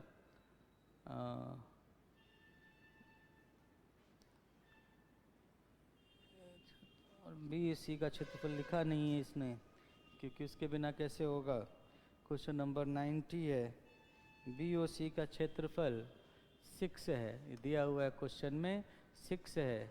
तो आप देख सकते हो इन दोनों के क्षेत्रफल का योग इन दोनों के क्षेत्रफल के योग के बराबर होता है। इन दोनों के क्षेत्रफल का योग तो 3 और 6 9 हो गया, इनके क्षेत्रफल का योग भी 9 हो जाएगा। तो पूरे आयत का क्षेत्रफल इन चारों क्षेत्रफलों का योग हो जाएगा, तो वो किसके बराबर हो जाएगा, वो हो जाएगा। और देखो क्यों होता है बराबर, वो भी सिंपल, यहाँ से लंब डाल दो, यहाँ से लंब डाल दो, तो इसका क्षेत्रफल आधार गुना ऊंचाई 1/2 गुना आधार गुना ऊंचाई। तो यहाँ पे आधार तो सेम है, यहाँ पर भी आधार सेम है, इस ऊंचाई और इस ऊंचाई को जोड़ दोगे तो पूरी ये लंबाई मिल जाएगी। यहाँ पर भी यही काम करोगे, तो दोनों तरफ से क्षेत्रफलों को जोड़ोगे तो बराबर आता है क्षेत्रफल। इसीलिए 3 जोड़ 6 9 इधर है, 3 जोड़ 6 9 इधर होगा, और 9 और 9 18 हो जाएगा। तो पूरे आयत का क्षेत्रफल 18 हो जाएगा। सिंपल सा क्वेश्चन है ये देख लो, ये तो बिल्कुल ही सिंपल सा क्वेश्चन है। आइलर प्रमेय आपको याद होगा, आइलर प्रमेय क्या होता है कि अगर घात n है किसी समघात फलन का, तो del u by del x plus y into del u by del y equals to n into u होता है। तो वही है यहाँ पर u1 बराबर, या दोनों ही रख लो, u जो है u 0 घात का समघात फलन है, 0 घात का समघात फलन है। बहुत बार हम क्या करते हैं, u1 को अलग ले लेते हैं, u2 को अलग ले लेते हैं, दोनों तरफ से 0 मिला तो 0 + 0 0 हो जाता है। इसीलिए आंसर 0 इंटू यू बराबर 0, और थर्ड आंसर हो जाएगा। आइलर प्रमेय से आप सीधा सीधा कर सकते हो। यदि समीकरण 2x² प्लस px माइनस 15 बराबर 0 का एक मूल -5 हो, तो -5 मूल है तो समीकरण को संतुष्ट करेगा। 2 गुना -5 का स्क्वायर जोड़ p गुना -5 -15 बराबर 0 है, तो 25 गुना 2 50 - 15 35 बराबर 5p हो जाएगा, और p बराबर 7 हो जाएगा। अब दूसरा समीकरण है p बराबर 7 है, 7x स्क्वायर जोड़ x into Q plus Q था, क्या इसने लिखा है क्वेश्चन नंबर 94 में, हाँ प्लस क्यू है, बीच में प्लस आ रहा है, तो प्लस क्यू बराबर 0 के दोनों मूल समान हैं, दोनों मूल अल्फ़ा और अल्फ़ा है। तो आप जानते हो तो क्यू का मान ये पूछ रहे हैं, तो अल्फ़ा स्क्वायर पूछ रहे हैं, तो चूँकि इनका योग क्या होगा, 2 अल्फ़ा बराबर -1/7 हो गया, 2 अल्फ़ा बराबर, क्योंकि x -7/7 हो गया, तो इसका मतलब क्योंकि ये भी 7 होगा, ये भी 7 होगा, तो -1 हो गया, सो अल्फ़ा बराबर -1/2 हो गया। इसीलिए ये q बराबर दोनों का प्रोडक्ट क्या होगा, अल्फ़ा इंटू अल्फ़ा बराबर q/7, सो अल्फ़ा स्क्वायर बराबर q/7, तो अल्फ़ा स्क्वायर क्या है 1/4, सो q बराबर 7/4, और इसका आंसर हो जाएगा 7/4। समझ गए? तो इसका आंसर हो जाएगा 7/4। अब एक ठोस पिंड एक बेलन और एक अर्धगोलाकार सिर से बना है। पिंड की कुल लंबाई ये कुछ ऐसा है कि एक बेलन है, नीचे भी एक ऐसे गोला है अर्धगोलाकार शीर्ष, और ऊपर भी एक ऐसे गोला है अर्धगोलाकार शीर्ष। इस टाइप से बना हुआ है ये दोनों साइड से, और टोटल जो लंबाई है ये लंबाई है 126। तो ये h हो गया, ये r हो गया, ये r हो गया, तो क्लियरली h जोड़ 2r बराबर 126, और r इसमें दिया हुआ है 2r बराबर 36 है, तो r बराबर 18 हो गया। अब इसको पुट कर दिया तो h बराबर 126 माइनस 36 90 हो गया। अब गोलाकार भाग का क्षेत्रफल क्या होगा, इस गोलार्ध वाले पार्ट का पृष्ठीय क्षेत्रफल, अब गोले का दोनों पार्ट का, तो ऊपर का आधा नीचे का आधा मिलकर पूरा ही गोलार्ध हो गया। 4 पाई r स्क्वायर बराबर इन दोनों का मिलाकर हो जाएगा 2 पाई r स्क्वायर 2 पाई r स्क्वायर। 4 पाई r स्क्वायर तो 4 गुना 22/7 गुना 18 का स्क्वायर। और बेलन का पृष्ठीय क्षेत्रफल क्या होता है, बेलन का पृष्ठीय क्षेत्रफल होता है 2 पाई RH, तो 2 पाई RH होगा तो 2 गुना 22/7 90 गुना 18। अब आप दोनों को जोड़ दो, संपूर्ण पृष्ठीय क्षेत्रफल लोगे तो दोनों को जोड़ दोगे, दिस प्लस दिस।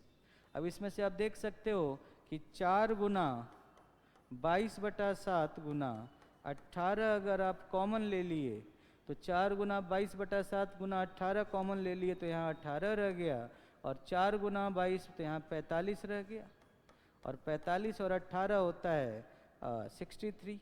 तो यहाँ से काटोगे तो 7 नमा 63 होता है ना, तो 9 हो गया। तो 81 गुना 2 होता है 162। तो 88 गुना 162 करोगे तो आपको आंसर मिलेगा 14,256। तो इस तरह से संपूर्ण पृष्ठ का क्षेत्रफल हो जाएगा 14,256। 122 के कोई पूर्णांक x के लिए 122 के घन का रूप क्या होगा। तो आप जानते हो कि 122 को जब आप 9 से भाग देते हो तो 122 को आप लिखते हो 9x प्लस 9a प्लस 9 से भाग देते हो 122 को, तो 9 एक से भाग दिया, फिर 32 रह गया, तो 9 तिया 27 होता है, 27 5 32 होता है, तो 9a जोड़ 5 होता है। और इसके बाद जब आप 122 का क्यूब करोगे तो 9a जोड़ 5 का क्यूब हो जाएगा, तो 9a का क्यूब ये भी 9 से डिविजिबल होगा, 3 इंटू 9a का स्क्वायर इंटू 5 ये भी 9 से डिविजिबल होगा, 3 इंटू 9a इंटू 5 स्क्वायर ये भी 9 से डिविजिबल होगा, प्लस 5 क्यूब इतना ही एक्स्ट्रा रहेगा। और 5 क्यूब 125 को आप लिख सकते हो ये सब मतलब इस वाले पार्ट को आप लिख सकते हो 5 क्यूब बराबर हो जाएगा 9 से भाग दो 125 को, तो 125 को तो 9 गुना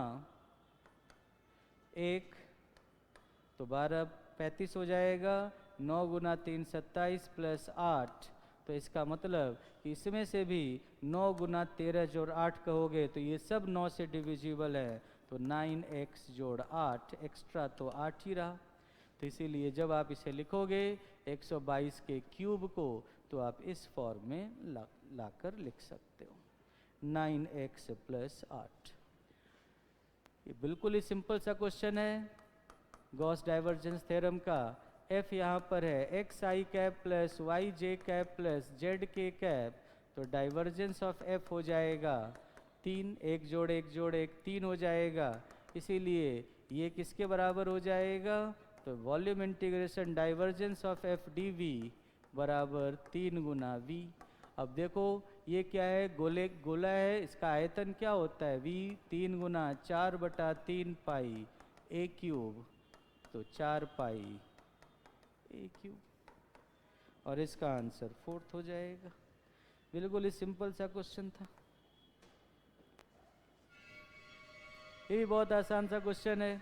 आप देख सकते हो A1 equals to 1 to 1 singleton set है, A2 इक्वल्स टू 1/2 to 1, ठीक है, A3 इक्वल्स टू 1/3 to 1। तो जैसे जैसे n बढ़ता जा रहा है, जैसे पहले ये 1 हुआ, फिर उसके बाद हाफ से 1 हुआ, फिर उसके बाद 1/3 से 1 हुआ, 1/4 से 1 हुआ, 1/5 से 1 हुआ, तो इधर तो 1 फिक्स्ड है, बट इधर ये 0 की तरफ टेंड कर रहा है और राइट साइड से 0 की तरफ जा रहा है, तो 0 को कभी अटेंड नहीं कर पाएगा। इसीलिए, और जानते हो limit n tends to infinity 1/n बराबर 0 होता है, तो इसीलिए 0 को अटेंड नहीं कर पाएगा क्योंकि राइट साइड से जा रहा है। अगर क्वेश्चन में -1/n टू 1 होता तो 0 को अटेंड कर लेता, क्योंकि फिर लेफ्ट साइड से जा रहा था तो 0 सबके अंदर आता, लेकिन 1/n टू 1 है तो 0 नहीं होगा। अब देखो पेपर वाले तो इसको ही सही मानेंगे आरपीएससी वाले, लेकिन वैसे सब सही है इसमें, क्योंकि देखो mz और m प्लस mz एक ही बात है, 1 प्लस mz और m प्लस mz एक ही बात है। आपने पढ़ा होगा कि h बराबर h होता है यदि और केवल यदि a बिलोंग्स टू h, या h बराबर bh होता है, या h प्लस 1 है तो ha बराबर hb होता है यदि और केवल यदि ab inverse belongs to h। तो इस कॉन्सेप्ट को यूज करो। देखो आप 1 प्लस mz और m प्लस 1 प्लस mz एक ही बात है, m प्लस 1 माइनस 1 करोगे m mz का एलिमेंट होता है। तो इसीलिए वैसे तो ये सारे सही हैं क्योंकि सब एक ही सेट को रिप्रेजेंट करते हैं, चारों सेट बराबर सेट ही हैं, ठीक है। यहाँ पर h से शुरू किया, यहाँ पर h प्लस 1 से शुरू कर दिया और h प्लस m पीछे लिख दिया, h प्लस m बराबर h ही होता है, तो कोई फ़र्क ही नहीं है। यहाँ h से शुरू किया, 2 एक्स्ट्रा टर्म लिख दिए हैं, h प्लस m जो h के बराबर होता है, h प्लस m प्लस 1 जो h प्लस 1 के बराबर होता है। रिपीट हो गया, डिस्टिंक्ट वर्ड तो कहीं लिखा हुआ ही नहीं है कि सारे अलग अलग हों, यहाँ रिपीट कर दे रहा है। और अलग अलग भी बोलता तो पहला और दूसरा सही होता। तो आरपीएससी वाले तो स्टैंडर्ड आंसर ये होता है, तो आरपीएससी वाले तो फर्स्ट को ही सही मानेंगे, बट जिसका गलत हो वो अपना ऑब्जेक्शन लगा सकता है। ये भी देखो न्यून कोण त्रिभुज है तो a plus B plus C बराबर 180 डिग्री होगा, और a plus B plus C बराबर 180 डिग्री होगा, तो tan a plus B plus C का मतलब है a plus B minus C का मतलब है tan 180 degree minus 2c, pi minus 2c बराबर माइनस tan 2c, ठीक है। माइनस tan 2c बराबर 1 है, माइनस tan 2c बराबर 1 है, tan 2c बराबर -1 हो गया, तो 2c बराबर न्यून कोण है इसलिए ये 3π/4 होगा और c बराबर 3π/8 होगा, ठीक है। ये 3π/8 हो गया, सेक बी प्लस सी बराबर 180 डिग्री माइनस 2a, ए और ए 2a हो गया बराबर 2 हो गया, माइनस सेक 2a बराबर 2 हो गया। इसका मतलब कॉस 2a बराबर माइनस 1/2 हो गया। तो पाई माइनस पाई बाई 3, ये 2a बराबर 2 पाई बाई 3 हो गया। तो a बराबर पाई बाई 3 हो गया और a बराबर पाई बाई 3, और इसीलिए क्वेश्चन क्या कहता है c माइनस ए, c माइनस ए बराबर 3 pi by 8 minus pi by 3। पाई को 180 डिग्री से गुना कर दो तो 3 गुना 180 डिग्री बटा 8 माइनस 180 डिग्री बटा 3 तो 60 डिग्री। तो ये कितना हो जाएगा, ये 4 से करोगे तो 90 और 45, 45 गुना 3 135 डिग्री बटा 2 माइनस 60 डिग्री, तो 60 120 होता है। तो 15 डिग्री बटा 2 बराबर 7.5 डिग्री। तो घटाने के बाद आपको मिलेगा 7.5 डिग्री। अब देखो, यदि एक समानांतर श्रेणी का दूसरा, पांचवा और नौवां पद गुणोत्तर श्रेणी में है तो इस गुणोत्तर श्रेणी का सार्वनुपात क्या होगा। तो दूसरा पद, तो दूसरा a प्लस डी और पांचवा और नौवां, तो a प्लस 8d बराबर a प्लस 4d का स्क्वायर, यही हो गया। अब यहाँ से आप देख सकते हो a square plus ad plus 8ad 9ad plus 8d square बराबर a square plus 8ad plus 16d square. a square cut गया, 9ad माइनस 8ad, ad बराबर 8d स्क्वायर, d से d कट गया, a बराबर 8d हो गया। अब इसके बाद a बराबर 8d हो गया, तो अब आपसे पूछा जा रहा है कि भाई गुणोत्तर श्रेणी का सार्व अनुपात क्या है। तो सार्व अनुपात क्या होता है, r बराबर a plus 4d upon a plus d हो गया। तो a plus 4d 8d plus 4d upon 8d plus d, मतलब 12d बटा 9d, तो 4/3। इसीलिए सार्वनुपात हो गया 4/3। ये तो महा आसान क्वेश्चन है, because e⁻x dx plus 2y dy minus dz बराबर d of e⁻x plus y square minus z, ये यथार्थ अवकलन हो गया, यथार्थ अवकलन है, ये यथार्थ अवकलन हो गया। एंड तथा x स्क्वायर प्लस वाई स्क्वायर बराबर 4 z बराबर 2 एक वृत्त है जो कि सरल बंद वक्र है। तो सरल बंद वक्र के ऊपर इसका समाकलन, रेखा समाकलन हमेशा 0 होता है। रूट लैम्डा 0 हो गया तो लैम्डा भी 0 हो गया। ये भी बहुत आसान सा क्वेश्चन है। आप देख सकते हो परिनलिका सदिश हो तो a का मान क्या होगा। अगर ये परिनलिका सदिश है तो इसका डाइवर्जेंस 0 होगा, मतलब आप जानते हो कि x के सापेक्ष x का अवकलन पहले का करोगे तो a मिलेगा, दूसरे का y के सापेक्ष -2 और तीसरे का z के सापेक्ष, वो भी गायब कर दिया इस लड़के ने। तीसरे का क्वेश्चन नंबर 106, तीसरे का z के सापेक्ष अवकलन करोगे तो -z है क्वेश्चन में, -z के कैप, तो -1 मिलेगा। तो परिनलिका सदिश के लिए 0 होता है, तो a बराबर 3 हो गया। बिल्कुल ही सिंपल सा क्वेश्चन है। ये देखो, वैसे तो अगर आप बुक में देखोगे तो बुक में आंसर 4 दिया हुआ है, बट मेरे हिसाब से देखो जब x 0 और 1 के बीच में कर रहा है तो x बराबर 2 पर तो वैसे ही नहीं होगा। तो आप ऑब्जेक्शन लगाना चाहो तो लगा सकते हो कि x बराबर 2 पर कैसे हो सकता है जब आपने डोमेन ही 0 और 1 दिया है। तो 0 और 1 आपने डोमेन दे रखा है तो x बराबर 2 पर तो होना ही नहीं चाहिए। बाकी देख लो, बाकी वैसे आंसर 0 दिया हुआ है। ये बेसिक प्रॉपर्टी है कोसेट्स की, हम लोगों ने सब पढ़ते हैं ये स्टैंडर्ड नोटेशन वाले। h बराबर h यदि और केवल यदि a बिलोंग्स टू h। आपसे गलत कथन पूछा जा रहा है तो ये सही कथन है तो गलत हो गया। हर एलिमेंट खुद से बनने वाले कोसेट में होता है, सही कथन है इसलिए गलत हो गया।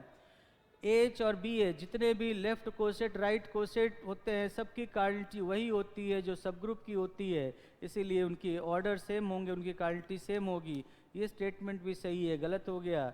एच जी का उपसमूह हमेशा नहीं होता है। एच जी का उपसमूह सिर्फ और सिर्फ तब होता है जब ए स्वयं जी का अवयव हो, क्योंकि एच के अलावा कोई उपसमूह नहीं हो सकता। कोसेट है ना, या तो आइडेंटिकल होगा या डिसजॉइंट होगा। अब आइडेंटिटी तो सिर्फ और सिर्फ एच में होगा, उसके अलावा किसी और कोसेट में आइडेंटिटी नहीं होगा, और जिसके पास आइडेंटिटी नहीं है वो सब ग्रुप कैसे बन पाएगा, इसीलिए बाकी कोई सब ग्रुप नहीं बन पाएगा। सो एच जी का उप समूह है बोलना गलत है, ये बोलना गलत है। ये है स्टैंडर्ड नोटेशन है कि delta raise to power n 0 raise to power n plus 1 equals to n by 2 into n plus 1 factorial. ठीक है, बुक का क्वेश्चन है तो यहाँ से आप डायरेक्ट क्वेश्चन सॉल्व करोगे 11 by 2 into 12 factorial, 11 by 2 into 12 factorial. यहाँ से आप देख सकते हो 3 अशून्य सदिश हैं, ये भी बहुत ही स्टैंडर्ड क्वेश्चन है। a cross b cross c equals to 1/3 mod of b mod of c a vector. तो आप देख सकते हो वेक्टर ट्रिपल प्रोडक्ट करते हो a dot c b vector minus b dot c a vector बराबर 1/3 mod of b mod of c a vector हो गया। तो दोनों को कंपेयर किया आपने, तो कंपेयर करने पे आपको मिलेगा कि a dot c equals to 0 and minus b dot c equals to 1/3 mod of b mod of c, क्योंकि a वेक्टर दोनों में है ही। So minus mod of b mod of c cos theta equals to 1/3 mod of b mod of c। तो ये cancel out हो गए दोनों। So cos theta equals to minus 1/3, that means theta lies between π/2 से पाई, तभी minus 1/3 आया cos। और sign तो वहाँ भी पॉजिटिव होता है, तो साइन थीटा बराबर हो जाएगा root of 1 minus cos square theta. तो माइनस 1/3 का square 1 minus 1/9, so root of 8/9 equals to 2√2/3।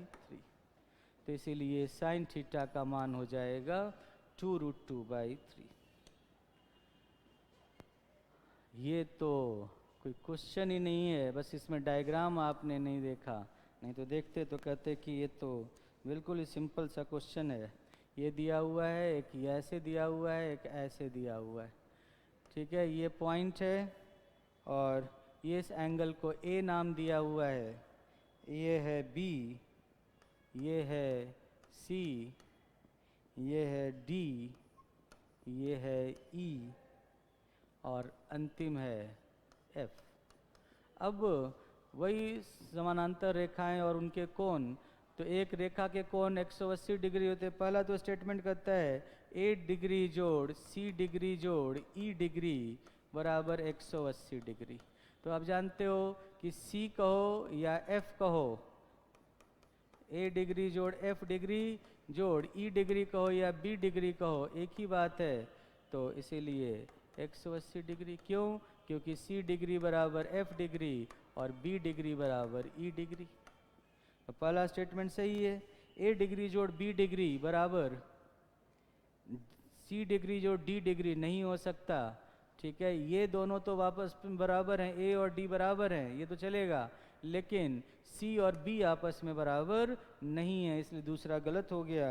B जोड़ एफ बराबर सी जोड़ ई है, बी डिग्री जोड़ एफ डिग्री। अब बी देखो ये है, तो एफ कौन सा है? बी जोड़ एफ, तो ये वाला और ये वाला, तो एफ सी के बराबर है और बी है वो ई के बराबर है, तो सी डिग्री जोड़ ई डिग्री, ये स्टेटमेंट बिल्कुल सही है। तो पहला और तीसरा यही दो स्टेटमेंट इसमें सही है। उसके बाद f x equals to x cube plus 5x + 1, f r से आर पे है और एक विषम घात का बहुपद है, विषम घात का बहुपद है, तो इसका मतलब हमेशा रेंज इसका आर होता है, तो इसलिए ऑन टू हो जाएगा। रेंज आर होते ही ये ऑन टू हो गया, आच्छादक हो गया। और 1 1 चेक करने के लिए एफ एक्स बराबर एक्स क्यूब जोड़ 5x जोड़ 1 है, तो एफ डैश एक्स बराबर 3x स्क्वायर जोड़ 5 हमेशा ग्रेटर देन इक्वल टू 5 मतलब 0 से बड़ा होगा, इसीलिए f एक दिष्ट वर्धमान निरंतर एक दिष्ट वर्धमान है, तो f एकैकी भी हो गया। और एकैकी और आच्छादक दोनों हैं, इसीलिए आपका फलन दोनों है।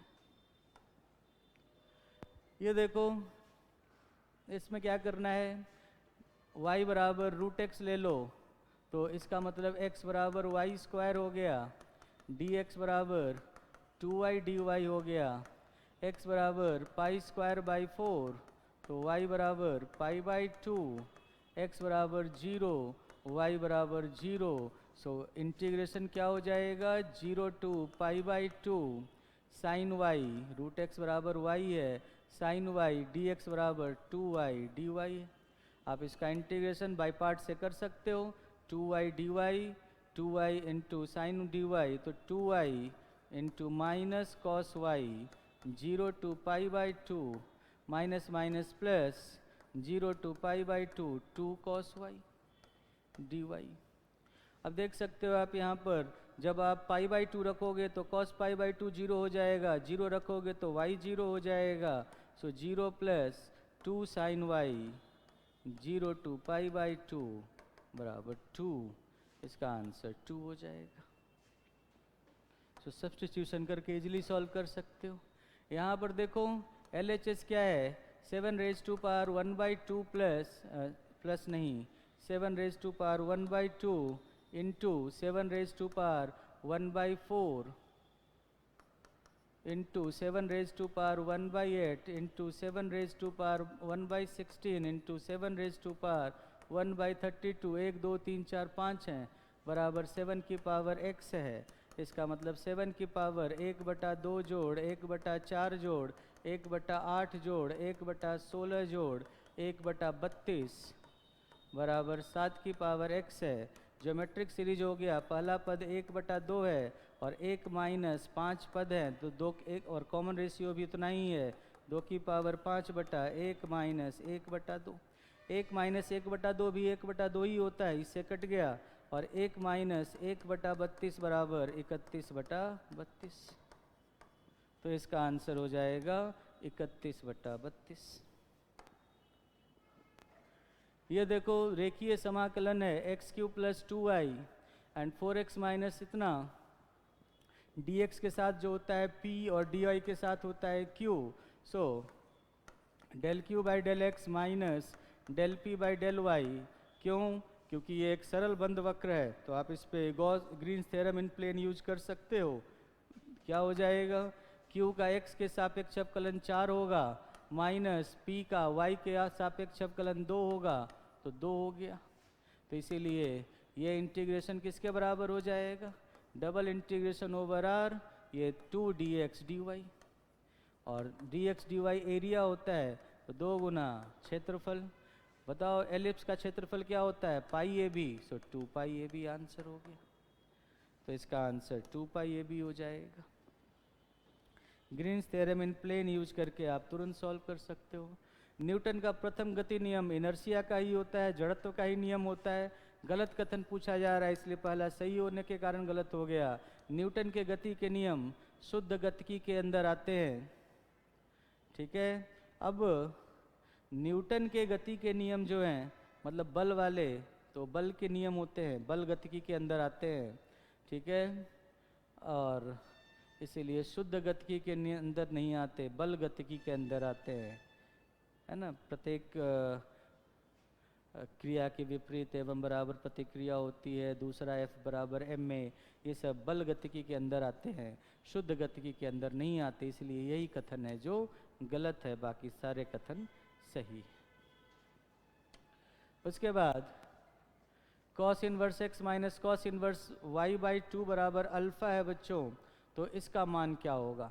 अब जानते हो कॉस इन्वर्स एक्स, तो LHS करोगे तो cos inverse X into Y by two minus minus plus root into 1 minus x square root into 1 minus Y square by two बराबर अल्फ़ा है। इसका मतलब क्या हो गया, x Y by two plus upon में 2 कर लो, root of 1 minus x square root of 4 minus Y square बटा 2 बराबर कॉस अल्फ़ा है। तो इसका मतलब हो गया x y plus root of 1 minus x square into 4 minus Y square by 4 हो जाएगा, sorry. This is equal to 2 cos alpha हो गया। अब 1 माइनस एक्स स्क्वायर का root into root of 4 minus Y square बराबर 2 cos alpha minus x y, दोनों तरफ squaring कर दो तो 1 minus x square into 4 minus Y square बराबर 4 cos square alpha minus 4 x y cos alpha plus x square y square plus कितना, हाँ plus x square y square. तो ये क्या हो जाएगा, 4 minus 4 x square minus Y square plus x square y square बराबर 4 cos square alpha minus 4 x y cos alpha plus x square y square. X square y square x square y square cancel out हो गया। अब इस 4 x square को उधर लेकर चले जाओ तो 4 x square minus 4 x y cos alpha और ये माइनस वाई स्क्वायर हो जाकर प्लस वाई स्क्वायर हो गया। तो उधर जो एक्स्ट्रा आपको 4 कॉस स्क्वायर अल्फ़ा मिला उसे इधर लेकर आ जाओ तो 4 माइनस 4 कॉस स्क्वायर अल्फ़ा बराबर 4 साइन स्क्वायर अल्फ़ा, और इसीलिए इसका आंसर पहला हो जाएगा। इसीलिए पुट करके सॉल्व कर दोगे, इसका आंसर पहला हो जाएगा। बाकी आप उस क्वेश्चन को ऐसे भी सॉल्व कर सकते हो, x बराबर 0 ले लिया, y बराबर 1 ले लिया, कर आकर पुट करके सॉल्व कर सकते हो। 2x रेज टू पावर 4, अब देखो x square plus x plus 6 बराबर 0 है, x प्लस एक्स माइनस 6 बराबर 0 है, तो x बराबर -3 और 2, इसके 2 रूट हो गए और दोनों इस समीकरण को संतुष्ट करेंगे क्योंकि ये गुणनखंड है इसका। इसीलिए इसको अगर आप fx मान लो तो ये f ऑफ -3 बराबर 0, तो -3 या छोटा पहले लेकर चलते हैं, f ऑफ 2 बराबर 0, तो 16 गुना 2 32 जोड़ ये 2 का cube 8 minus a into 4a plus 2b plus a plus b minus 1 बराबर 0। तो आपको क्या मिल जाएगा, 4a minus A minus 4a plus a minus 3a, उधर जाकर 3a हो जाएगा, और 2b प्लस b 3b उधर जाकर माइनस 3b हो जाएगा। 32 और 8 40 और -1 कितना हो गया 39। इसका मतलब a माइनस बी बराबर 13। अब इन 4 ऑप्शंस में से a माइनस बी बराबर 13 सिर्फ इसी में दिख रहा है, तो इसीलिए चौथा सही हो जाएगा। 5 सेंटीमीटर त्रिज्या वाले एक वृत्त के त्रिज्य खंड का क्षेत्रफल क्या होगा यदि संगत चाप की लंबाई 3.5 सेंटीमीटर है। तो देख सकते हो ये 5 सेंटीमीटर और 3.5 सेंटीमीटर है, तो थीटा आप यहाँ से निकाल सकते हो। थीटा बराबर L अपॉन आर होता है, तो L अपॉन आर मतलब 3.5 बटा 5 बराबर हो जाता है 35 बटा 50 7 बटा 10। रेडियन में होता है तो उसको रेडियन में रहने दो। अब उसके बाद पूछा जाता है कि क्षेत्रफल, त्रिज्य खंड का क्षेत्रफल, तो त्रिज्य खंड का क्षेत्रफल क्या होता है, theta upon 2 pi into pi r square. तो पाई कट जाएगा और थीटा क्या है 7 बटा 10, तो यहाँ पर 2 पाई हो गया तो 7 2 हो गया तो 7 बटा 20 हो गया, और आर स्क्वायर आर है 25 तो आर है 5 तो 25 हो गया, ये 5 बटा 4 35 बटा 4। अब 35 बटा 4 8 गुना 4 32 होता है, 3 बटा 4 0.75। सो 8.75 सेंटीमीटर का स्क्वायर इसका आंसर हो गया। अब आप देख सकते हो ये सिलेबस से बाहर का एक क्वेश्चन था, कभी पूछा नहीं गया था। h बराबर ए स्क्वायर कॉमा ई है और g पूरा का पूरा ग्रुप है, ठीक है। ए स्क्वायर ए क्यूब और ए रेज टू पावर 4 आइडेंटिटी है, तो h इंटू जी बना दिया इन्होंने और उसका एलिमेंट ले लिया ए स्क्वायर कॉमा ए। तो अब होता है कि इसका ऑर्डर पूछा गया है कि order of A square comma A, तो इसका फॉर्मूला होता है कि LCM of order of A square comma order of A square का ऑर्डर आपको h में देखना है और a का ऑर्डर आपको g में देखना है। तो इसमें ऑर्डर ऑफ ए स्क्वायर बराबर 2 होता है और g में a का ऑर्डर 4 है, तो इसीलिए एलसीएम ऑफ 2, 4 बराबर 4, तो 4 इसका आंसर हो गया। एलसीएम ऑफ 2, 4 बराबर 4, तो 4 इसका आंसर हो गया। अब प्रतिलोमी में बहुत सारे कन्फ्यूजन थे, इसीलिए मैंने इसको कल बताया था, तो मैंने ये बताया था कि साइकिल में चेंज कर लो, बट स्टैंडर्ड नोटेशन में आप ये ऐसे देख सकते हो 1 2 3 3 1 2, ऊपर वाले को बढ़ते क्रम में रखते हुए नीचे वाले को देखो, तो 3 के आगे इन्वर्जन, 3 के प्रतिलोमी क्या होंगे, तो 3 से आगे जो छोटे हैं तो 2 नंबर छोटे हैं 2, 1 के प्रतिलोमी 1 से आगे कोई छोटा नहीं है और 2 के प्रतिलोमी 2 से आगे भी कोई छोटा नहीं है, इसीलिए ये प्रतिलोमी संख्या क्या हो गई, प्रतिलोमी संख्या ये हो गई 2 जोड़ 0 जोड़ 0 बराबर 2। और वैसे भी ये एक इवन परमुटेशन है, इवन परमुटेशन में इन्वर्जन नंबर हमेशा इवन होता है और ऑड परमुटेशन में इन्वर्जन नंबर हमेशा ऑड होता है।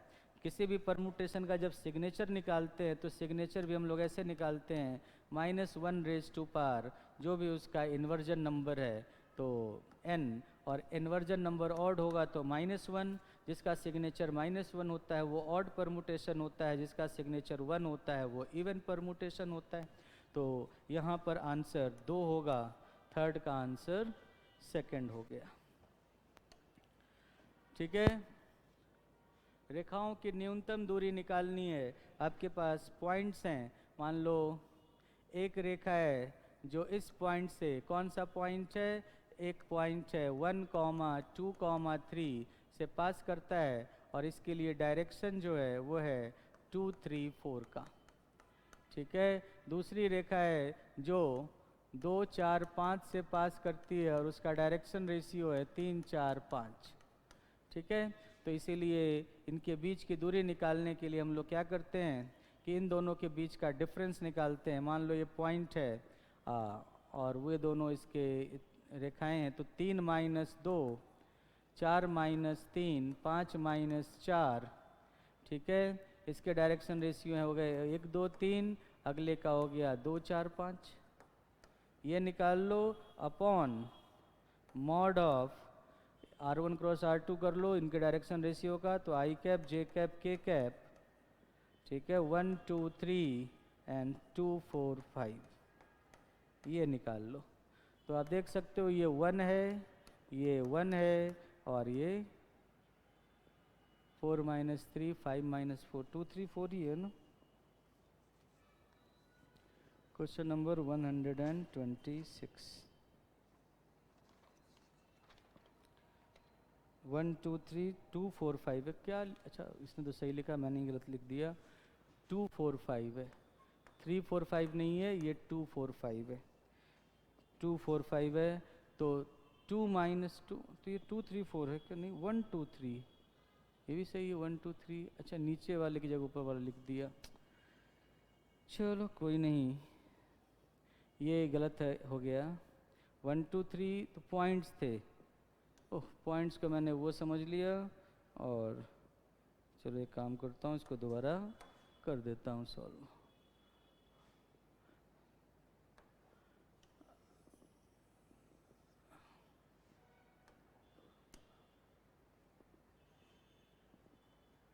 तो देखो पॉइंट्स है 1, 2, 3 पॉइंट्स हैं, 1 2 3 एंड 2 4 5, और डायरेक्शन रेशियो है 2 3 4 एंड 3 4 5। तो सबसे पहले तो पॉइंट्स से क्या निकल जाएगा, 2 माइनस 1 4 माइनस 2 5 माइनस 3 और 2 3 4 3 4 5। ये न्यूमरेटर हो जाएगा और डिनोमिनेटर हो जाएगा आई कैप जे कैप के कैप और 2 3 4 3 4 5 इसका डिटर्मिनेंट। तो ऊपर वाले का बताओ 1 2 2, सो 1 ले लिया तो 5 3 जा 15 माइनस 16 माइनस 1 माइनस प्लस 2 ले लिया तो 4 3 जा 12 माइनस 10 2 हो गया, प्लस 5 3 माइनस 3 2 ले लिया तो 4 2 जा 8 माइनस 3 3 जा 9 माइनस 1 हो गया। ठीक है, और नीचे क्या मिलेगा आपको, रूट ऑफ आई का ये 5 3 जा 15 माइनस 16 माइनस 1 का स्क्वायर 1 4 3 जा 12 माइनस 10 2 का स्क्वायर 4 एंड प्लस 4 2 जा 8 माइनस 9 माइनस 1 का स्क्वायर 1। तो ये minus 1 minus 2 minus 3 plus 4 1 by root 6। तो डिस्टेंस हो गया 1 बाई रूट 6। ये इसका आंसर हो गया।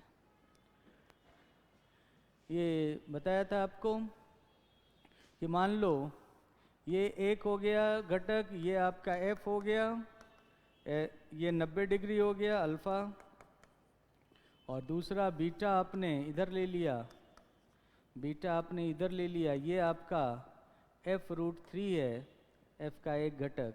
तो दूसरे घटक के बारे में पूछा जा रहा है, ये f2 क्या होगा। तो दिया हुआ है कि f रूट 3 बराबर f sine beta upon sine of 90 degree plus beta. f root 3 बराबर साइन बीटा अपॉन इतना होता है, तो f कट गया, रूट 3 बराबर sine beta sine 90 degree plus beta cos beta होता है, तो beta equals to pi by 3 60 degree हो गया। ठीक है, tan beta equals to root 3, beta equals to 60 degree, therefore f2 बराबर f sine 90 degree upon sine 90 degree plus beta 90 degree plus 60 degree. Sine 90 degree 1 होता है, so f upon sine 150 degree 1/2 होता है, तो this is equal to 2f। So इसका answer हो जाएगा 2f 129 का। And last but not the least, इसका आंसर तो देखते ही हो रहा है सेकंड, क्योंकि देखो डाइवर्जेंस याद रखो, हम लोगों ने पढ़ा भी था कि इनपुट क्या होता है, आउटपुट क्या होता है। ठीक है, तो ऑपरेटर क्या होता है। तो अगर यहाँ पर ग्रेडियंट हो, प्रवणता हो, तो ग्रेडियंट में इनपुट स्केलर होता है और आउटपुट वेक्टर होता है, और डाइवर्जेंस में इनपुट जो होता है वो वेक्टर होता है और आउटपुट एक स्केलर होता है, और कर्ल में इनपुट भी वेक्टर होता है और आउटपुट भी वेक्टर होता है। ये पढ़ा था आपने। तो इस तरह से आप देख सकते हो डाइवर्जेंस ऑफ ए स्केलर हो जाएगा, scalar into scalar scalar, gradient of U vector होगा, vector dot vector scalar, scalar जोड़ स्केलर स्केलर होगा। आपसे गलत कथन पूछा जा रहा है, तो ये सही था, इसलिए गलत कथन नहीं हो पाया। ग्रेडियंट ऑफ यू क्या होगा, वेक्टर, और वेक्टर का कर्ल क्या होगा, वेक्टर। ये अलग बात है, curl of gradient of you zero होता है, बट जीरो वेक्टर भी तो वेक्टर ही है, तो ये भी गलत हो जाएगा। ग्रेडियंट ऑफ यू एक वेक्टर है, क्रॉस दो वेक्टर का क्रॉस प्रोडक्ट वेक्टर होता है, कर्ल ऑफ ए वेक्टर है, तो वेक्टर इनटू स्केलर वेक्टर होता है, दो वेक्टर का सम वेक्टर है, तो ये भी गलत हो जाएगा। ये भी वेक्टर था, ये भी वेक्टर था, ये भी वेक्टर था, यहाँ तक कोई दिक्कत नहीं थी, बट इस डॉट के कारण ये मीनिंगलेस हो गया, इसका कोई मतलब ही नहीं रहा। वेक्टर और स्केलर के बीच में कोई डॉट प्रोडक्ट होता ही नहीं है, मीनिंगलेस हो गया। तो इस तरह से सेकंड इसका आंसर हो गया। तो ये कुछ क्वेश्चंस थे जो मेरे पार्ट में मैंने पढ़ाए थे, तो इसीलिए इनको मैंने आंसर कर दिया। अब बाकी जो क्वेश्चंस हैं वो ओंकार सर आंसर करेंगे और वो अपलोड कर देंगे। ठीक है, वो ओंकार सर आंसर करके अपलोड कर देंगे। ये जो पेपर में से पहले जब आप तैयारी कर रहे थे तो ये वाले मेरे पोर्शन थे जो मैंने आपको पढ़ाया था, तो इसीलिए इनके क्वेश्चंस मैंने आपको सॉल्व करके दिखा दिया।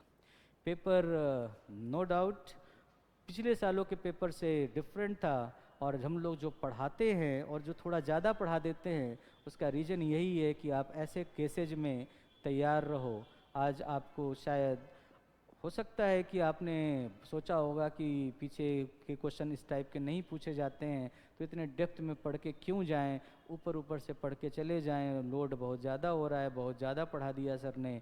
लेकिन जिन्होंने बहुत ज़्यादा पढ़ा और लास्ट तक रिटेन किया वो आज इस पेपर के बाद खुश हो रहे होंगे, और जिन्होंने कम पढ़ा और मतलब बहुत सारी चीज़ें होती है, मैं उनको भी दोष नहीं देता, लेकिन अब ऑब्वियस सी बात है पहले ऐसा होता नहीं था, इसलिए लोग पढ़ते नहीं थे और कम पढ़ के ही सोचते थे कि हो जाए। लेकिन पिछले कुछ सालों से 18 के बाद से पेपर के पैटर्न में बहुत ज़्यादा बदलाव आया है, और वो आपको साफ साफ दिख रहा होगा, है ना। तो अब आप सोचोगे कि बिना पढ़े या कम पढ़ के या खेलते कूदते या बहुत सारे जो पता नहीं क्या मैं बोलूँ, मुझे बोलना चाहिए नहीं चाहिए, और नहीं बोलूँ ज़्यादा बेटर होगा, बट पढ़ाई को पढ़ाई की तरह ही समझना चाहिए और उसी तरह से पढ़ना चाहिए। उसको कोई शॉर्टकट नहीं होता है पढ़ाई का, है ना। जो अगर आप टीचर बनना चाहते हो, पढ़ाना चाहते हो आगे आप जाकर, तो क्या आप बच्चों को भी आगे शॉर्टकट ही बताते रहोगे? उससे बेटर है कि आप एक बार कॉन्सेप्ट्स बना लो। अगर आपके कॉन्सेप्ट्स अच्छे हो जाएंगे, अगर आपकी पढ़ाई अच्छी हो जाएगी, तो शॉर्टकट्स तो आप खुद ही निकालते रहोगे अपने नॉलेज के बेसिस पे। अदरवाइज आधा अधूरा जो ज्ञान होता है वो कभी भी आपको सफलता की तरफ ले जाए बहुत मुश्किल होता है ना। कभी कभी लक अच्छा होता है तो हो जाता है, बट मोस्टली जब अच्छे पेपर आते हैं, जब क्वेश्चंस अच्छे होते हैं, कॉन्सेप्चुअल होते हैं, तो फिर बच्चों को दिक्कत होती है। तो ये तो आप लोग जानते ही हो। तो खैर बाकी आपको आगे ओंकार सर करवा देंगे। ठीक है बच्चों, ओके।